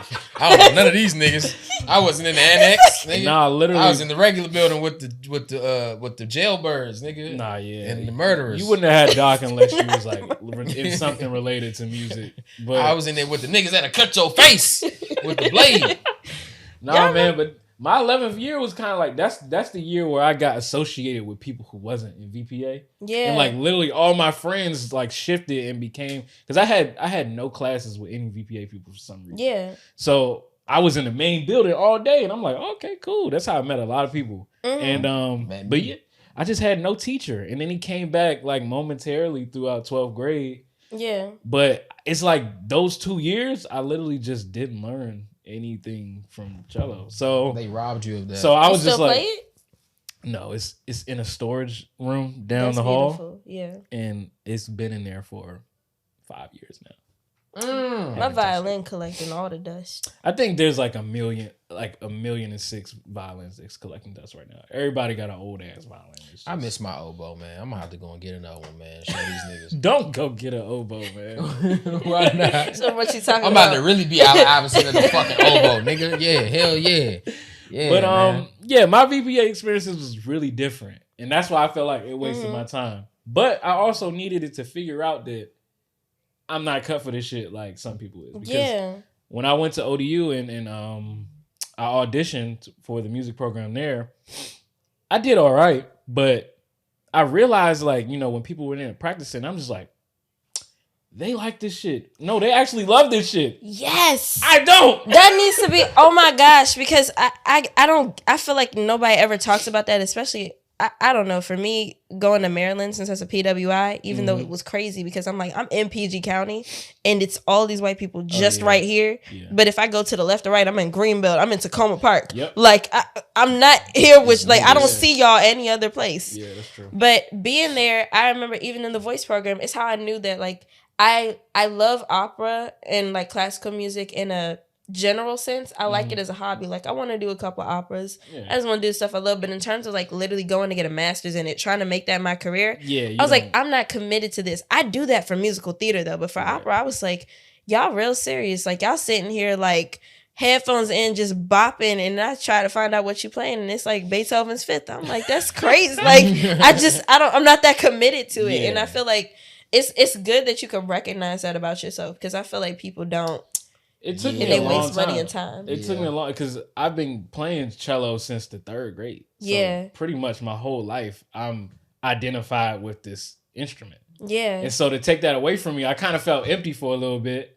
And I was just like, well, what do I do now? Yeah, what I'm going to do now? But then I figured out, okay, I like doing this and doing that. And I really like music, but not really as a creator as much or a player, but maybe as a consumer. Or I like analyzing music more than I do playing it. Being a music director, one of the coolest jobs, one of the jobs I hope I work one day, the music directors, like for films. I think it's crazy to be able to score, like to choose the music for a film. That's one of my dreams. And I would say that's right up your alley too. Like when I like talking to both of y'all, actually, I think that's something both of y'all need to look into. Because when I'm in the movie theater and something come on, I be like, that's what I have like, that's perfect. You know, the Shazam app. The timing where they cut off the music, I be in there with my Shazam app, like, let me find out what song this is. Right? Immediately. No, but it's like you said, scoring films, that's definitely one of my dreams. Along with, you know, because I'm definitely into writing. I be writing like a motherfucker. Like, you know what I'm saying? Films is going to go crazy. Shout out to Channel 426 Productions. However, it's giving Ice Cube. Like you said, when we was with the movies and the music, and when that last episode of Snowfall, when Pride by Kendrick Lamar cut on, nigga. But that's how music is supposed to, like, you know, it's good. So I'm backtrack real quick. You know how I told you about my Shrek analysis that I made them do. So it's something that happens in the film, right? We have the songs like, Hey Now, You're a Rockstar, like all of that. But then there's the and even just thinking about like the brains of people who like score films, right? Oh, yeah. That motif happens every single time something like emotionally significant happens in the movie. So when Fiona's transforming, when they're getting married, like, but then with the other less serious moments, like when Shrek was fighting all those guards to be the one to go rescue Fiona and stuff, like you have the random music that still fits, but like just like the psychology of like what like music. And I hope people realize this during the pandemic too, that the arts are literally what sustains the world. Like people be forgetting about us. I mean, because think about it like this, right? There's a writer's strike going on in the West Coast right now, in California. Yep. And guess what? Los Angeles itself, that whole town was built on film. So if it's nothing being filmed, nothing going, they like, what the fuck going on? That's what I'm saying. Like now it's less money going around. That means valet ain't getting paid. That means restaurants ain't getting that many tips. That means their whole town. It's like, it's kind of like a I heard Van Lathan say this. It's like a college town. Like how a little small, like in states that don't have like football teams and basketball teams, the college football, college you sports need them. Present so much revenue for that town to build up. It's like in mountain towns where you don't, it's butt fuck wherever. Nothing. In the mountains, it's nothing there. But then they put a jail right there, and the money from the jail gets them Walmarts, it gets them movie theaters, Dave and Buster's, all that shit, and that shit puts them. So if it's no arts in certain places, it's like, you know what I'm saying? That's why I was saying like how black people have really funded so much in like everything, and arts is one of those things. It's like you got music, you got acting, you got dancing, you got everything, drawing everywhere. Niggas. I mean, even like sports, like black sports, people, right? Like it's just the arts. The arts couldn't catch me, my legs long than a bitch. And this goes for physical too, because like dancing is an art as well. You know, playing football is an art. Like all of this shit is art. But you know, we really do run shit. But imagine the world without it. Like literally, this is what keeps people sane. It'd be you know what scary. I'm saying? The reason people are alive is because they got that football team to root for. Yeah. Even though the fucking Commanders suck, like for years and years and years and years and years, they gonna root for them because they need something to root for. Yeah. They need that logo. They need to buy all the merch. They need all of this shit so they can have something to identify. Think about the Sacramento Kings. Them niggas ain't been past the first round of the playoffs, and she don't even know who the Sacramento Kings are. Shit. Them you know how much their town needed them to beat the Warriors last week, but it didn't happen. But everybody was all in. You know what I'm saying? Yeah. And the Sacramento Kings have years. She said, "Who?" But they wear purple and black. They're always like one of the loudest arenas. Like they have one of the best fan bases, even though they fucking suck. The Buffalo Bills. They're good now, but there was a time where they were also good, but they can't win. You know what I'm saying? But you know they're getting better now. But yeah, art runs the world. You know what I'm saying? So like, it's a beauty. You know, have you ever like encountered a person that doesn't really like listen to music at all? It's very strange. It's a strange thing. I feel like everybody I know who doesn't, and I'm not so like you don't have a favorite song. You don't have nothing. And I mean even for people. So there's people who like they know a couple songs, but they just exist in that time capsule. Yes, they only have like 5 songs under their belt. Yeah. And I'm not saying like for me up until middle school, no, actually up until high school, I didn't listen to music that was from our lifetime. Like outside of like if I heard it at the mall, heard it at a party, went to skate zone, like heard it roller skate, like something like that. That's how I knew songs that came out during our lifetime. But other than that, like the first music I learned was from like the 40s and the 50s. So I was learning like the whole like 1900s. I'm looking up ragtime and sitting there, like that's interesting as hell. Yeah, and so when I got to like high school, I had to catch up, and I'm still catching up. So I'm not trying to diss anybody who's like, you know, they like a certain style of music, but I mean, there's some people that literally will just like they only got 3 songs, and other than that, there's like no music in their life. It's like those women, those white women who got like she taking her kids to practice right now or taking them to a game, and she like, hold up, y'all, this is my song. So they like them apple bottom jeans. That's the only song she know, but she love that motherfucker. You know what I'm saying? White people love Flow Rider. A whole lot. I think that's a testament to people's and Jason Derulo. Like I think like your taste in music and what you believe about music or just the arts in general is a very telltale sign of who you are as a person. Yes. I feel like your willingness to experience art in whatever form shows that you're a person who like I don't know nobody who likes to experience art that's racist. Well, first of all, I don't keep no racists around me, but I've known some people who are racist. But but like I don't know anybody who like all these ists and isms and like all of that. Like those are not the people that are doing this. It's those people who just listen to the apple bottom jeans and like it's them. And I inherently don't trust it. Like if I find out you're like that, I'm looking at you like I think it's because like if you like, you know, a lot of different types of music. and I do as well. Like I go through phases where I don't even fucking listen to shit that came out this year. Well, if I'm saying, like, based on your fit right now, it looked like you've been listening to a lot of Dom Kennedy. Dom Kennedy was one of the first rappers I ever listened to. Dom Kennedy's that guy. So, he's that guy. So I guess that that's pretty prevalent. Like if I looked at, like if I seen you in the mall on a Saturday, I'd be like, man, that nigga listen to Dom Kennedy. Yeah. No, I've literally had times where I'm just shocked. I remember one time I was in the Columbia store. And Dom Kennedy was in there? No. Oh. He wasn't in the Columbia store. It was an outlet store. Like, what's he doing over here? Dom, what's up, baby? We love you, nigga. Somebody said I look like Dom Kennedy too on one of my look YouTube like no videos. fucking Dom Kennedy. He said this nigga look like Dom Kennedy.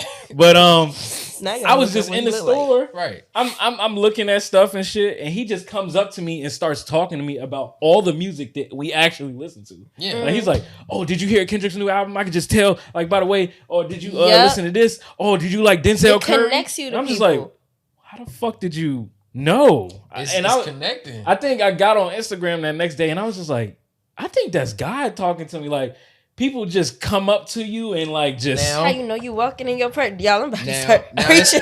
Now listen to me, right? When I was in middle school, and I used to be like, because imagine Lincoln was a very small school. Everybody know everybody. Okay, so these people that I'm in class with, I've been in class with them since 4th grade. So now we in 7th, 8th, we know each other. Yeah. So they like, Kevin, nigga, you need to do something with music. You always, cause like, everybody know, right? T.I. is the first rapper that I grew up listening to. So I come to school, I'm word for word, I'm singing that nigga verses like it's my shit. You know what I'm saying? And they be like, T.I. Right. They like, nigga, you need to do something with music. Now, I don't know if I'm there yet, but music really run a nigga life, bro. Oh yeah. When I'm in the car, that's all I can't move the car without playing something. Hell nah, man. I can't. I can't operate without it at all. But I think it's fucking crazy though how like you said, you was listening to like shit from the 40s and 50s back then. And how old would you say you were? Probably like 7, 8, 9. And you were probably listening to Mos Def and like Neo Soul. When I was 7, 8, 9. When I was 7, 8, 9, I was listening to like Juvie, Scarface, T.I. Like, it's all different, but we all had some kind of music going that we found that we like. Isn't it crazy? Not to cut you off, but isn't it crazy though? Because I'm pretty sure we all been through this, where you're that young, right? And you start noticing that people or like kids your age don't see music the same way. I used to feel so lonely, bro. Like that's another thing that I've actually had to talk about. The older I got, like I would really be in there, and I mean, like when I say I used to struggle, part of like not going to pep rallies and stuff like that. I used to be struggling. Homecoming in high school, I'm sitting there like, I don't know none what of these is songs. this? But then they play "You Make Me Happy," and I'd be like, here we go, like. Right. But other than that, and you'll see me at parties now, same thing. I remember my 8th grade prom, right? And like I remember not knowing really any of the songs, but I'm still rocking with it. You know what I'm saying? They playing Chief Keef. I'm like, I don't listen to this nigga for real. That's why I liked having masks on. I'd just be in the parties like, no, not knowing none of the words. Just didn't know none of that shit, right? But then I heard that cush a bit, little bit, roll it up, take it, and not Kid Cudi. I'm talking about hands on the wheel. Fuck that. And I was like, oh, this is me right here. What y'all know about this? Y'all know Schoolboy Q? And nobody knows how those moments, like, I know what that feels like to me with my song. And when I say my song, I'm not even talking about it's my favorite, just a song I know. Because what I'm experiencing at parties, I'm like, this is what y'all like. It's like this is what's getting y'all going. Yeah. I'm not saying these are bad songs, but I'm like, this is it. It gets rough sometimes. If I hear "Can We Talk" one more time at the club, we went through this. Like it was great. That's an amazing record, but we don't have to keep playing it anymore. I'm starting to feel like that about Meek Mill's "Dreams and Nightmares." Please. I don't want to hear that shit no more. I'm not gonna lie, I don't want to hear that shit no more. We gotta find another club song. Like, and no, not Lil Uzi. I just want to rock either. No, if we gonna do something, man, it gotta be something really good. But all the go-go ones from the parties can stay. Oh yeah, go-go gonna rock forever. Like that can stay. Go-go gonna rock forever. Yeah. You know, but no, this is good talks, man. We love the arts, we love the music. We gonna get into some more music a little later. But as we are about to close about this motherfucker, you have anything else you need to get off your chest? nothing off my chest. I did want to ask a few more questions. Oh yeah, you know what I'm saying? I give short answers. I know y'all probably like. So we found 40 pounds of coke. You know what I'm saying? In your back. It's like, nah.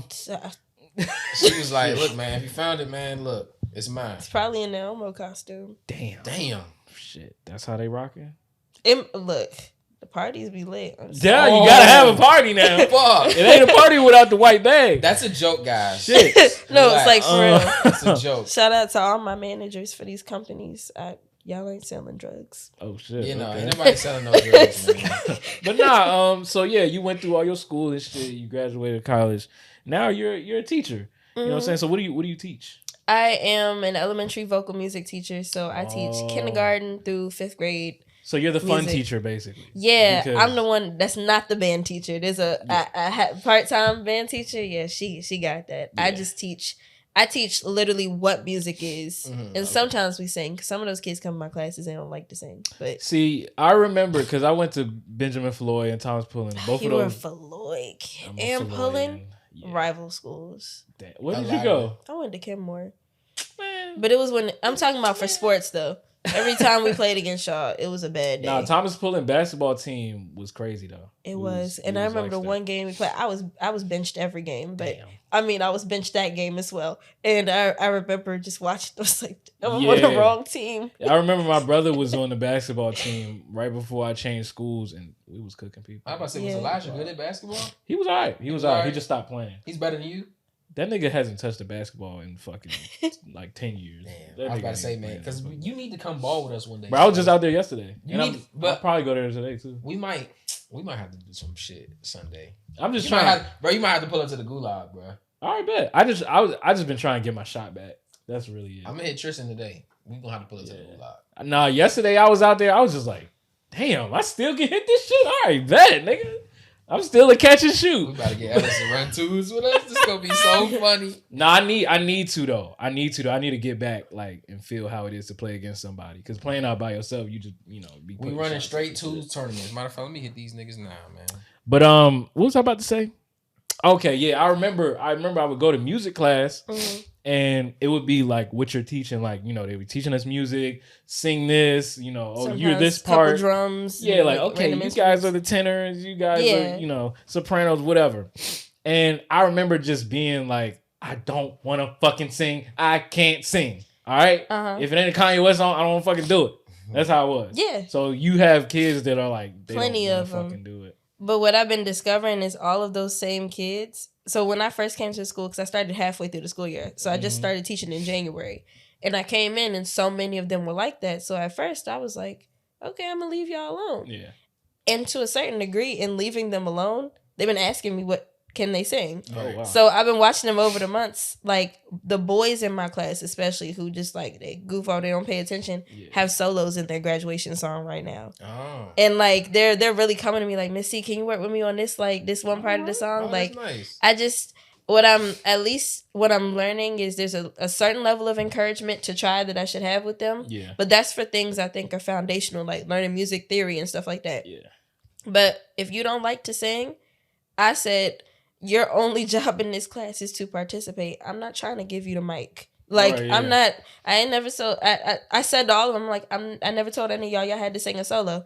I said you need to try because it's the vocal music class, and frankly, you can't get a grade Look at that. if you don't do that good teaching. Like, it's just that simple. I'm like, I'm not here to force you to do anything you don't want to do. Yeah. But like, just like in math class, you don't sit there with your math teacher and be like, man, fuck math. Like, you better do your homework. I feel like math in the day. So just don't play me like that. I'm like, we'll be good. I won't make you sing up in front of everybody. Yeah. And you don't give me a hard time. And then sing along. Yeah. Yeah, no, that's true. My vocal teacher definitely used to give me a hard time because she knew my dad personally. Yeah. Because my dad, he's a pianist, so he played in churches all his life. So he know every fucking body in the area that plays some type of instrument. And Ellis, I know your dad. I know you can sing. Matter of fact, sing this. That's gross. I just feel like, especially like I said, with math, science, reading, like you got to do that regardless, right? Yeah. But the arts, and especially in elementary school, my job, I feel like as a teacher, is to just get them excited about music. Yeah. And they'll find something in that. So like the boys who don't like to sing love music theory. because some of them happen to like math, and like music theory is like the math class of music. Right. Literally. So like they're finding what they enjoy about it, and I'm like, that's really my only job. So some days, like I've dedicated classes to like, especially during Black History Month, we had like a whole lesson on like hip hop, and we were talking about like instrumentation, and so they were learning about like the hi-hats and like all of the like the things that are going into the music, where the samples were coming from of all their favorite songs and stuff. Like I make the class, like I base it off the curriculum, but I also like make sure everybody sees that there's something that they love in this. Right. So no, that's fucking fun as hell. That's lovely. Yeah, I think that's cool. And I think like you can tell a lot of kids today don't have those classes, like, you know, growing up, because, you know, when they get older, they kind of just see music as just like sounds. Yeah. And not an experience. Like, cut on, I'm supposed to do this and dance, and like music is really a feeling. Yeah. You know what I'm saying? Like I didn't have a music class or music theory, but somewhere along the way I realized, like, because all right, now I'm gonna say something about T.I. again, okay? T.I., this album called Trap Music, all right? This is the first album I ever encountered like on my own and really like broke it down. So like in the beginning, he talking about like, this a trap. This ain't no album. This ain't no game. This a trap. He talking about how he got to get this off, do this. And then along the way, he has a song where he talking to his girl and he like, look, baby, you know what I'm saying? Forgive me. You know, I be tripping. Then he got a song where he talking to his kids. Like he has a song where he's saying sorry to all these people. He like, man, forgive me. He talking about his daughter, his dad. Then he got songs where he like, nigga, I'm trying. Like, you know what I'm saying? I'm trying to get it. Then he got songs where like, nigga, I'm getting this money. He like 24 cars and clothes. Then he got songs where he like, I'm pimping. You know, it's a different type of song. Everything has different feeling. Hip-hop tells stories. It tells stories, you know, and you can remember that. See, I can remember that. Lil Durk's last album, I don't know what the fuck he was talking about. I don't know none of the lyrics now. You just don't like Lil Durk, because I can tell you some lyrics. That shit go on. I like Durk. I don't. His music doesn't connect for me like it does for everyone else. So he's a good example. Durk is fire. However, it's good that you get these kids excited for music, because you don't want them to just be on TikTok like, you know. Oh no, I sat there and broke down their favorite artists. I had 3 class periods with my 5th graders. One 5th grade class in particular, because they kept coming in there asking me about my music taste and kept bringing up Ice Spice, and it was a couple other people. So I taught a lesson called Performer versus Musician, where we had to break down their favorite artists, and they had to be able to create an argument to tell me that this person wasn't just good at putting on a show, versus are they actually good at music? Rihanna. And who's somebody who could opposite Rihanna? You got Rihanna, performer. Then you got musician. For pop and I mean, pop is hard because most of them are like just, you know, go in the studio, sing it. Yeah, they well, and that's the thing, because like one of them we did Michael Jackson versus Beyonce. And this is like an unpopular opinion, but when it comes to Beyonce, you know, everybody's always arguing about her singing. I'm never going to say Beyonce can't sing, but I consider her a performer. I do not believe her voice alone would have like sustained her as like her career. I mean, look at her production credits on the songs. Like, it's a long list of people. Exactly. But if you look at, like, take somebody like Whitney Houston, that's a very easy example. But Whitney couldn't really dance a lick. She like all she did was sing. It was her voice. That mic was enough. Yeah. And I was like, really listen to the music, because I told them, because they're about to go to 6th grade, and I was like, you're gonna keep getting exposed to more music and more life in general. You need to find something that's grounding you in this and really pay attention to what you're listening to, and ask yourself, like, what is this doing for me? Because I'm cool with you. You know, you thought I was feeling you. Like you can listen to this and just be like, this is a good record. Like it's fun to listen to. But make sure you can say that, versus you listening to this and thinking this is what it's supposed to be. The problem. And that's what they don't have anymore. They don't know how to decipher when it's just like, what was a song that was out when we were young? We had, remember, Don't Drop That Thun Thun. Hey, that was one of my favorite songs. That was your when shit. I say, I mean, it was my ringtone. It was my ringtone. Thun Thun coming on, you going crazy. Like, Dog. And then ain't no fucking way, bro. It was my ringtone. That remember Red Nose was that same era. She gonna trade it like a red nose. And it was Gas Pedal. The Vine era song. Yeah. But exactly, but Vine was like their TikTok. Yeah. And so, but I could even objectively say back then that this was just a fun song. I knew that like this is a song it's necessary for it to come on at homecoming. It's necessary for it to come on at the party. Yeah. But it's now, like you said, there's people who think this is supposed to be what it is. This is how music is. And I mean, like, I know art is subjective, but I think like let's use our brains, y'all. Like sometimes it's like that there was no like real the goal behind this was money. This was a check. This was content. Right. Here's a good example. Chris Brown on the recent Grammys when he was talking about when Robert Glasper won. Yeah. Robert Glasper, who's a jazz neo soul legend. He was like, who the fuck is Robert? Who the fuck is Robert Glasper? How he be like? And that goes to your point. That's the difference. Chris Brown is a performer. Mm-hmm. He get on stage, he gonna dance his ass off, do 6,000 backflips, and he's amazing at it and sing. But Robert Glasper, literally, he's gonna play the piano. He's gonna lay out how he wants the song. He's gonna have a saxophonist. He's gonna have a drummer. He's gonna have all these people. And make this song what it is. It's not supposed to go in the club. And then you have rare people who are both Kanye, yes, Pharrell, Tyler Creator, J. Cole. We analyzed Tyler too. I forgot who he was versus. I forgot who we analyzed him against. Was it Rod Wave? Did they try to do Rod Wave versus? I know. I let them have that, but I was like, y'all are ridiculous. But I was like, we ride. Rod Wave is a person who he probably never learned how to sing in his life. They never taught him how to actually sing, but he got a natural singing voice, so they just let him get it off, and he made trap music. So they was just like, all right, we're gonna take that.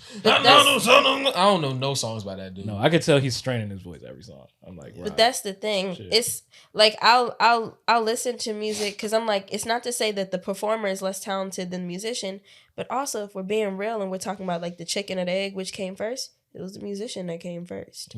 Yeah. Like the performer puts their spin on it, all the choreo, all the lights, camera, action. Yeah. But the reality is you need the musicians. You need you need them as the foundation. 1000%. And all of these all of these performers literally would not be sustained without those foundational things. So it's kind of like put some more respect on it. If they just don't know how to do that anymore. They just think it's just like all one thing, and it's like this is what it's supposed to be, and they think the person rapping it is all of it. But in all reality, a lot of times, man, we don't give a fuck about that song if it wasn't for that nigga who made that beat. Yes. So shout out to The Alchemist and Metro Boomin and Hit Boy and all these amazing producers. And even legendary producers like Timbo and Pharrell, and you know what I'm saying? Not only the producers, but the engineers.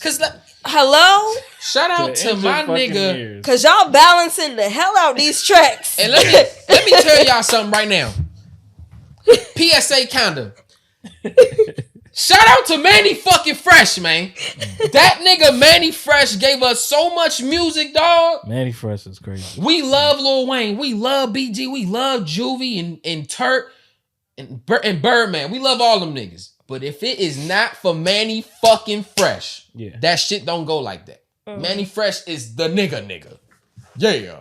Now, this is my disagreement with Lil Durk and NBA Youngboy. Here we go. NBA Youngboy, when I turn on an NBA Youngboy song, I don't think there's an engineer in sight in the room. No, there's a nigga who gave him a beat and he just went in the studio. I walk him down. Like those YouTube type beats. Literally, like he just picks a beat and he just raps over it. And that works. And he gets some auto-tune and say, let's go. Them joints ain't mixed. Nothing. The beats sound fucking terrible in the headphones. I'm like, what the fuck? I can't even hear the bass. I can't even hear the sounds in the back. Like, what the fuck? No. The vocals is too loud. It's distorted. Yeah.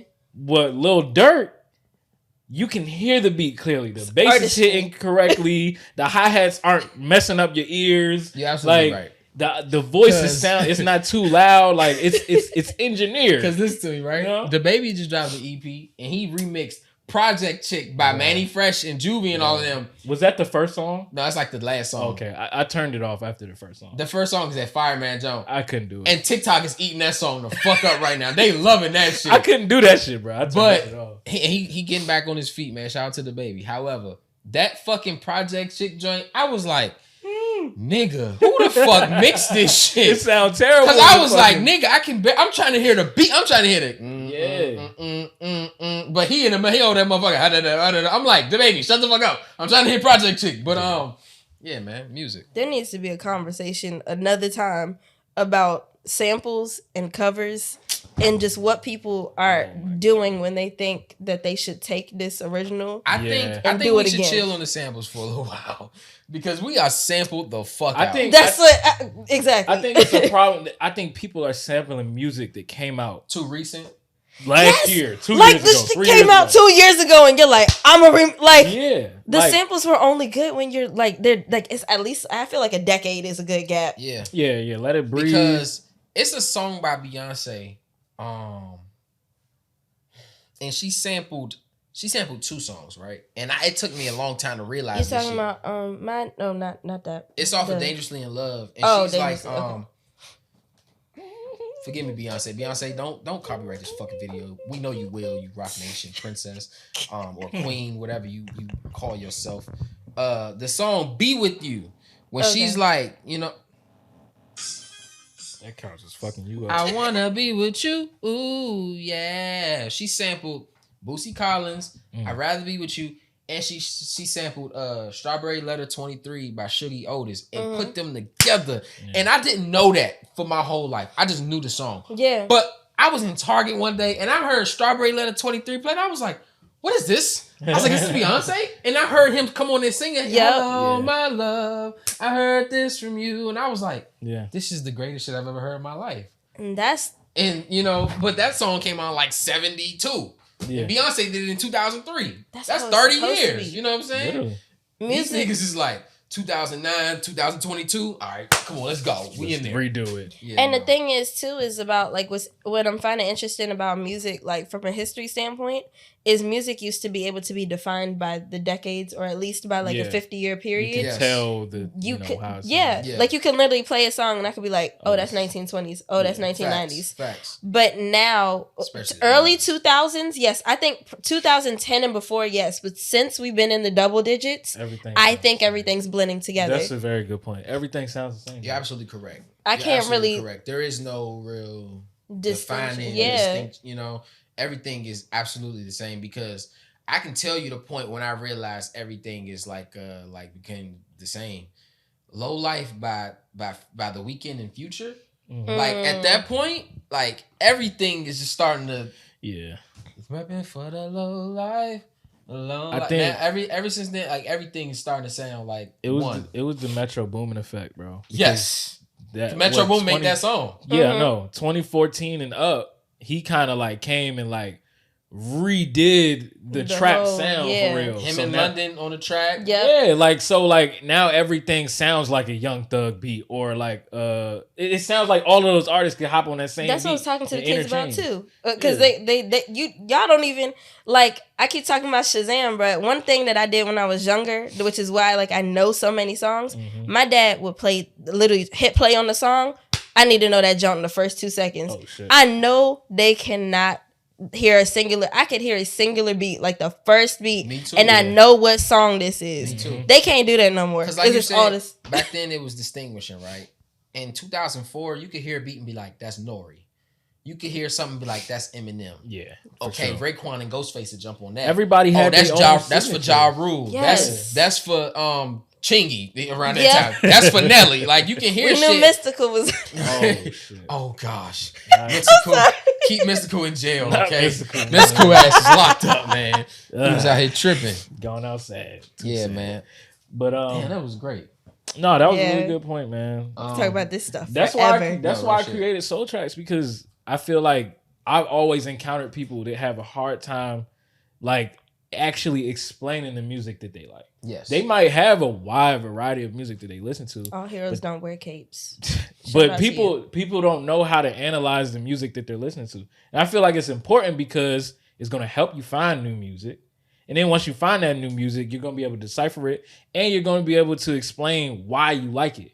I feel like people just be like, this is trash. Oh, this is good. No, this is a good song. And they don't know what they're talking about. Why is it trash? It literally helps your communication skills. Yes, it does. Speaking through music. Why do you think, like, silent movies, the soundtrack was the most important part? Literally. You got the whole story from that. Emotion. 1000%. Oh, okay, this is sad part. Oh, this is the climax. Oh, it's like, it's scary right now because of the dun, dun, like, you know what I'm saying? You know when something, the music. Therapy, like there's tapping therapy where people tap on like these different zones in their face to like it helps, I guess, them relax and stuff. That's rhythm right there. Being able to like music is a part of the foundation of quite literally anything. Your heart has a beat. When that beat get a little irregular, you know something off. You know something off with the music too. That's tight. Like, and our heartbeats sync up with music too. That's Yes. another thing people don't know. Like when you close to a speaker, your heartbeat starts syncing up. That's why some songs just like I don't know if everybody experiences this, but I always talk about it like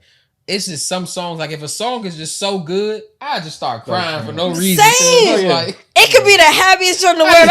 I just like, dang, this shit good because No, Like, really. how could you get in the studio? like in this song, I don't know, this song might slowly be becoming my favorite song of all time, but Dressed Like Rappers by Isaiah Rashad. I add that to the control There is the like speed. some type of somberness about that joint when the beat hit.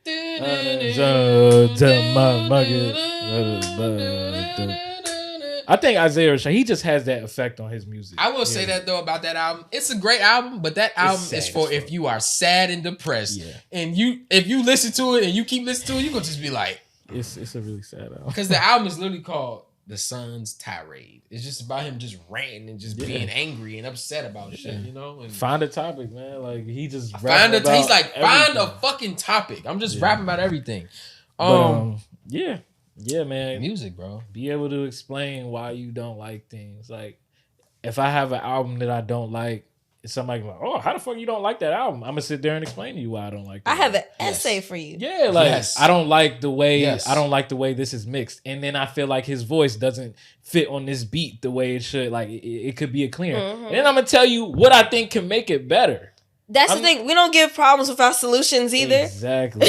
Like I told you why I don't like NBA Youngboy, because I feel like he don't mix his music. Yeah. If I felt like he just sat down, slowed down, and just stopped fucking yelling on the track nonstop. But you know why I love him more though? Because I grew up listening to New I get Orleans. it. I So get it. He when has I hear that that nigga, together. I'm like, oh shit, that's Juvie. And also like some of that music ain't supposed to be like engineered to the shit. Yeah. Like, it's not supposed to sound But clean. you know when Yeah. that happens So too, I when get you know it. how to develop musical opinions. Yeah. You know when it's supposed to be some nonsense. Yeah, Because some of my, I I keep talking about, like my favorite, like, don't drop that thing. You I'm know, just- you know that's a song you gotta start shaking that ass That to. song Right? had Like, nothing to do with nothing. What the hell is a Thun Thun? I didn't know what it they was, just in there saying words. but I knew I was turned. Like Yeah. that thing came on. Right. Don't Because I drop know you had these days, right? There's days when you like, I'm just listening to straight R&B. Then there's days when you just want to listen to this thing. Like me, most of the time I'm listening to cool Erykah Badu. Yes, listening to same. Griselda, something like Currency, like is Yeah. soft and is like Larry June is calm. Mm-hmm. But then there's times where I'm listening to nothing but OGZ and 03 Greedo, and these Yeah. niggas is, you know what I'm saying? Sometimes I That's want what nothing they but on. straight chaos in my radio. Exactly. That's like my older brother. If I get in his car, he'll be like, what kind of mood are we in? Like, do we want to listen to like quote unquote like good rappers? Like, do we want to listen to lyrics? We Or wanna he was listen like, to do shoot you up want some shit. Exactly. Yeah. And I'll be like, I want nothing but chaos. And then he'll play the most nonsensical. You know that song, Mr. Clean? No, Mr.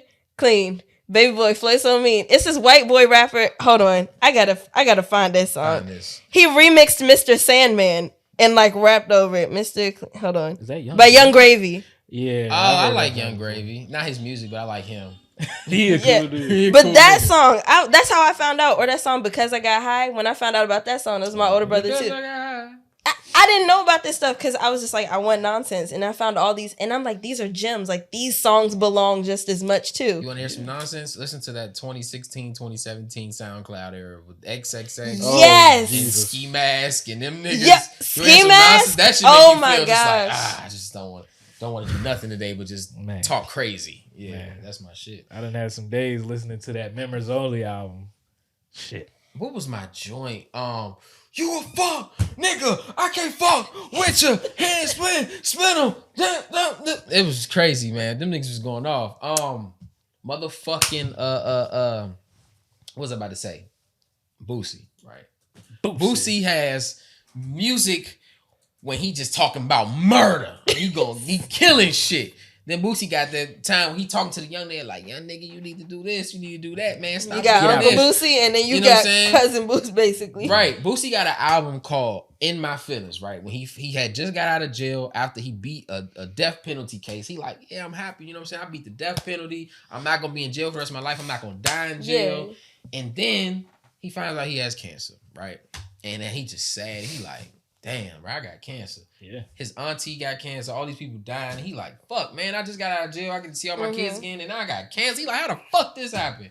And that whole album is just him just like in his head. It's like, it's kind of like the Sun's tirade and Boosie. Like, this is the most chill you ever gonna hear Boosie. He like, damn, man, I got cancer. Yeah. He like, but I got all this shit to take care of. He like, man, I want to be happy, but I can't. I just found out what Instagram is. He like, Boosie was just going through it. But yeah, man, good music. And I think too, you connect with other cultures because I'm finding myself like, so like during the pandemic, I found out that like my paternal grandfather, I never met him, so I didn't notice, and nobody talks about him, but he's Cuban, so I'm Cuban. Oh shit! So now I'm sitting here like I might have some cousins out here, you know. I might like I'm trying to figure that out. But always in my life, like if it wasn't like music by just Black people in general, it didn't matter what culture. It was always like any like type of Latin music. So I was like, okay.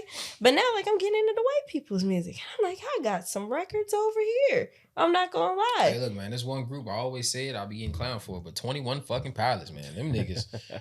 Them niggas is great. No, I'm going back in time. Niggas. Hall and Oates. Oh them wow! Put their foot in the record. She went to the 80s. Who made the Carpenters? I don't know them. Oh, Shrek. Forever After, the soundtrack when Shrek first traveled back in time or whatever. He was like walking down the street and there was a song playing that was like, "I'm on the top of the world." Oh yeah, that's the Carpenters. It's one song on Shrek though. I need some sleep. It's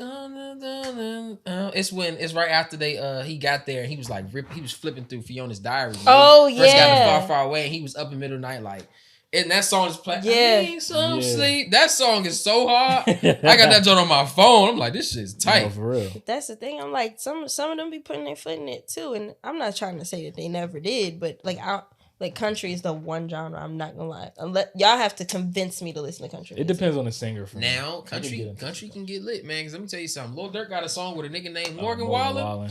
That motherfucking Broadway girls be having me screaming at the top of my lungs. That's basically a pop song at this point. It's barely anything. Y'all gotta justify that word for me. You gonna play it when you get in the car. When you go on the highway, you gonna love that song. That shit's tight. Yeah. No, what's his name? Chris Stapleton or something like that. Yeah, he's hard. I fuck with him. All right, y'all. Well, let's go ahead and close out this episode with more music. Welcome to Music of the Week. Leilani, do you have it? Like, okay, so we know you listen to music. All right. Mm-hmm. Is there one album, a song that you've been just having in rotation all this week that you would like to share? You can You can do multiple songs. You can do multiple albums. And if you would like to, you can give us a verse that you would like to rap or sing. Okay, so for the song, there's this new show on Hulu called Unprisoned with Kerry Washington. With the she was in Django. Okay. But in the second episode, there was a song that came on called "Ride My Way" by this artist named Gator. Okay, so that's the song. Gator?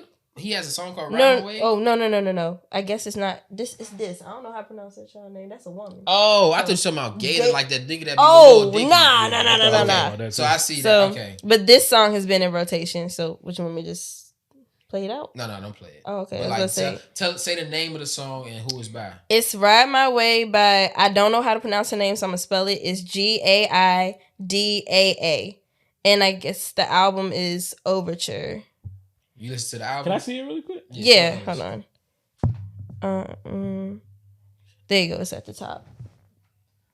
I've heard her before. Ellis, I think it's Gaida. I believe you put me on this week too, Ellis. Who?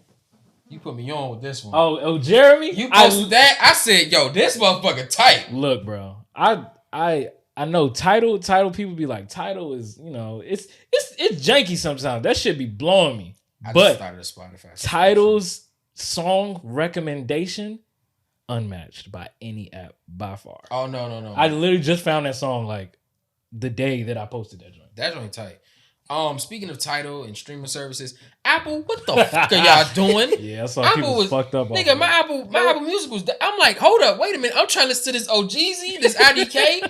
I just started a whole Spotify subscription now.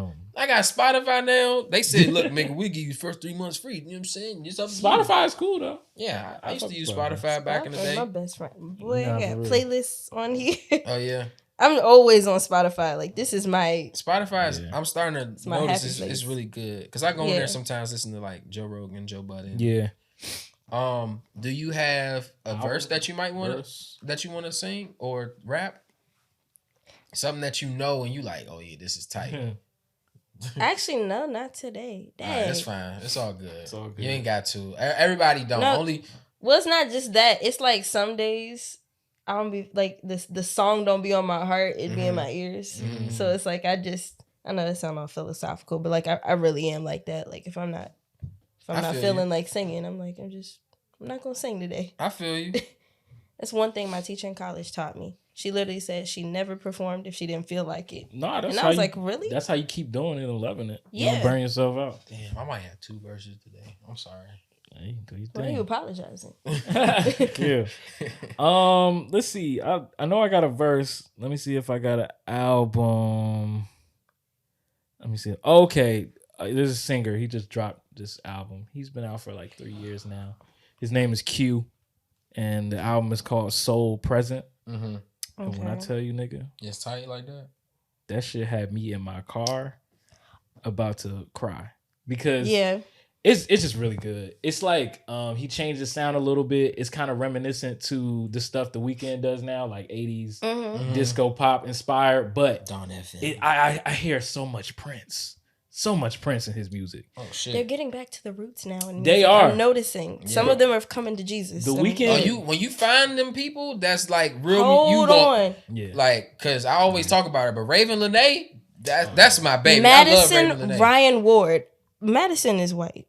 Hold on. No, but she gotta be white. No, but this white woman right here, she be singing like a motherfucker. Singing her ass off. Oh my goodness. This white lady right here, listen to her whole discography. You're gonna be surprised. All right, bet. Madison Ryan Ward. Like just literally the texture of her voice alone. Like she could sing the ABCs. I would not care. You know who you should check out? Baby Rose. Yep. Baby Rose already on the playlist. I know Baby Her Rose. album just came out too. Her voice I really is like it. Definitely different. I love her fucking voice. That shit sound like it sound like it's not coming from I'm her. liking that the deep voices are coming back too. They're coming back. Because I've been tired of all these all extra the sound high. the same. They all nasally and high and they be whispering on the tracks. And then stop with the auto-tune. I want to hear how you sound. Please. You know what I'm saying? What's that? This like one of the most popular songs. Coco Jones, ICU. Yeah. Man, Jada be playing the shit out that song. That shit be having me in my feelings. I was a Coco fan from the beginning. I saw her in Let It Shine. I said, that's the woman that's my own I know heart. I seen that face before. Every time I hear a song, she's part of the music curriculum too. She in some of the videos that I have to show my kids. Okay. She got that check when she was younger. She's in some of the educational videos. That you gonna think. All right, so what's your song? But I don't have a song. Those are my albums, but I do have a verse though. Ooh, I already know what he got. Bro, I already know what he got. This gotta be one of the best verses of all time in hip hop. Okay, so I know what song you coming from. I don't know who you want to go with though, because it's 2 niggas. I could, yeah. It's 2. You can go either way. You can go the last verse or the first verse. Yeah, my favorite is the first one. My favorite is the first verse. Okay. I gotta go with Slim Thug on this. Hey. I've been in the South for 2 weeks straight. Somebody please get me out. Hey, but while you in there, listen to the Ghetto Boys, the Good, the Bad, and the Ugly. You gotta listen to that. No, I'm already Y'all here. just giving me songs right now. Like, Nah, Slim Thug, man, he came on this joint And when I was watching the $1 Million Worth of Game joint, he was like, he wrote this shit when he was like 17. Yeah, and he just kept freestyling it like on stages. So he's like, when they gave him the chain, he was like, let me do that. He said, now look who creeping, look who crawling, still balling in the mix. It's that 6'6" long dick, some niggas sick in your chick. Pulling tricks, looking slick at all times when I'm flipping. Bed sipping, car dipping, Grant wood grain whipping. Still tipping on 4 foes, wrapped in 4 Vogues, pimping 4 hoes, and I'm packing 4 foes. Blowing on that endo. GameCube, Nintendo. 5% tint so you can't see up in my window. These niggas don't understand me because I'm boss hog on candy. Top down at masses with the big Glock 9-handed. Pieced up, creased up, staying dressed to impress. Big boss belt buckle under my nitzel and nest. Gucci shades up on my braids when I escalade. When I'm riding spree well, sliding like an escapade. I got it made, big boss of the north. Ain't shit changed, I still represent Swisher House. Shout out to Swisher House. Shout out to Swisher House. But like you said, some niggas they used to talk about that like back in the day when you hear a nigga first song or like that joint that's like that just hit you so hard. It's because that nigga been working on that verse his whole life. Bruh, like Inspector Deck verse on Cream. Yes. They said that nigga used to when he used to get locked up and shit, he'd be in jail rapping that same verse. The verse was so like he did the verse so much, everybody in the hood knew it. So in the video, you see them niggas like, go Deck, finally laid that shit down. And that's one of the biggest songs of all time. Man, you know what I'm saying? And Raekwon grew up on the what? Music. Okay, let me get into my shit. Shout out to Slim Thug. This is how music needs to be discussed. Yes, Slim Thug killed that shit. Like we was talking about, rapping is a short nigga sport. However, he is like 6'6". He's like the tallest rapper ever, but he, you know what I'm saying? Slim Thug. The balls hog on candy. Yeah. Big boss belt buckle under my nitzel and nest. My album of the week goes to I'm sorry. Let me I just had it. My album of the week is The Stoned Immaculate by Currency. 2012 was a good time, wasn't it, boy? Hey, look, man. The Stoned Immaculate by Currency is my album of the week. And nigga, that first song, what it look like? My niggas fly, niggas, this a jet light. Yeah. Shout out to Wale. Shout out, man, you gotta love Wale. My verse of the week, my song of the week is Scratch by Currency. And my second song of the week is Science Class by Westside Gun. Okay. We used to be good friends a long time. That's a joint with Busta and Raekwon and Ghostface. And it was a case that they gave me. My nigga Stove God, nigga. The second coming of Future. He be rapping like the Renters do. Oh my gosh, I love Stove God. But I have 2 verses of the week, y'all. My first verse of the week is a song by Tupac, right? Mm-hmm. And it's called Scandalous, where he's talking about a scandalous woman. He's talking about a scandalous woman. You got my man Nate Dogg singing in the background. It's a beautiful song produced by Daz Dillinger. That's one of my favorite Pac songs. Yeah. And the second verse, he goes, how's it hanging? Cause baby from the back, that shit is banging. I've been stressing in this ghetto game, trying to do my thing. It won't be no bullshit, no ass kissing. This bitch will have you waking up with all your cash missing. I'm asking, as I'm qualified to analyze, you looking at a bitch who specializes in telling lies. She got a body make a motherfucker fantasize, and her face ain't never shed a tear through them scandalous eyes. My sister precious in poverty. Plus I knew she was a freak, so why should he bother me? I'd probably be sprung, addicted to the heat of her tongue. Although I don't know where she's going, she's making me come. I've been trained in the boss players, so what you saying? Let me show you. Got some hookers we can toss later. Before I let her get me, I got her when her person took $100 because I'm so scandalous. I just had to do that verse because Pac is hilarious, and the nigga talking about how she's so scandalous, and then he like, wait, but before she do that, I'm gonna rob her and I'm gonna steal some money from her first. Pac was a great musician as well. But my real verse of the week is by a man named El Camino. Okay. And this song is called 297 Parkside. And honestly, y'all, this might be the hardest song I've heard in so long because it just make me feel like it's time to win. And Ellis, I don't know if you, nigga, you know, it's time to win, my nigga. And that nigga El Camino say, yo, I made the block on my own. Nobody taught me a thing. My house wasn't a home. My whip wasn't a Wraith. My kicks wasn't the J's. All I had was a gun. I'm still stuck in my ways. I'm always smoking the blunt. I'm always holding the gun. I've always been the nigga to get a people what they want. Being broke made me humble. Now I got no choice but to stunt. I stayed down on my 10 so long I fucked up my ones. I could have been had a M, but I was young and was dumb. Spending more than I made. That's how I fucked up my ones. I done stacked up a fortune I could give to my sons and my daughter. How could I fall off when I'm walking on water and Thames, riding around, listening to myself in the Benz? I remember when I didn't have a quarter. Now I'm a 6-figure nigga and I work out in Deodoras. Survival of the fittest. I'm a lion in the forest, shooting dice with the killers from the streets. Now we corporate. Still got pounds for the low, but that's just a nail in the coffin. Still the one I'm still to keep the one in the head and leave the rest in the cartridge. We used to run the streets, now we rich, so we be jogging. God damn. El Camino, man, that nigga be rapping. No, he be killing shit. The whole Griselda is just on a different planet. They don't know when the music good, when you're done, it's just like easy peaceful. Like that. I'm chilling right now. You gotta sit with it, man. Thank y'all for stopping through to Channel 426 again. We had our amazing guest, Leilani. Thank you for coming through. Appreciate you. Yeah, this has been fun. It is. Good episode.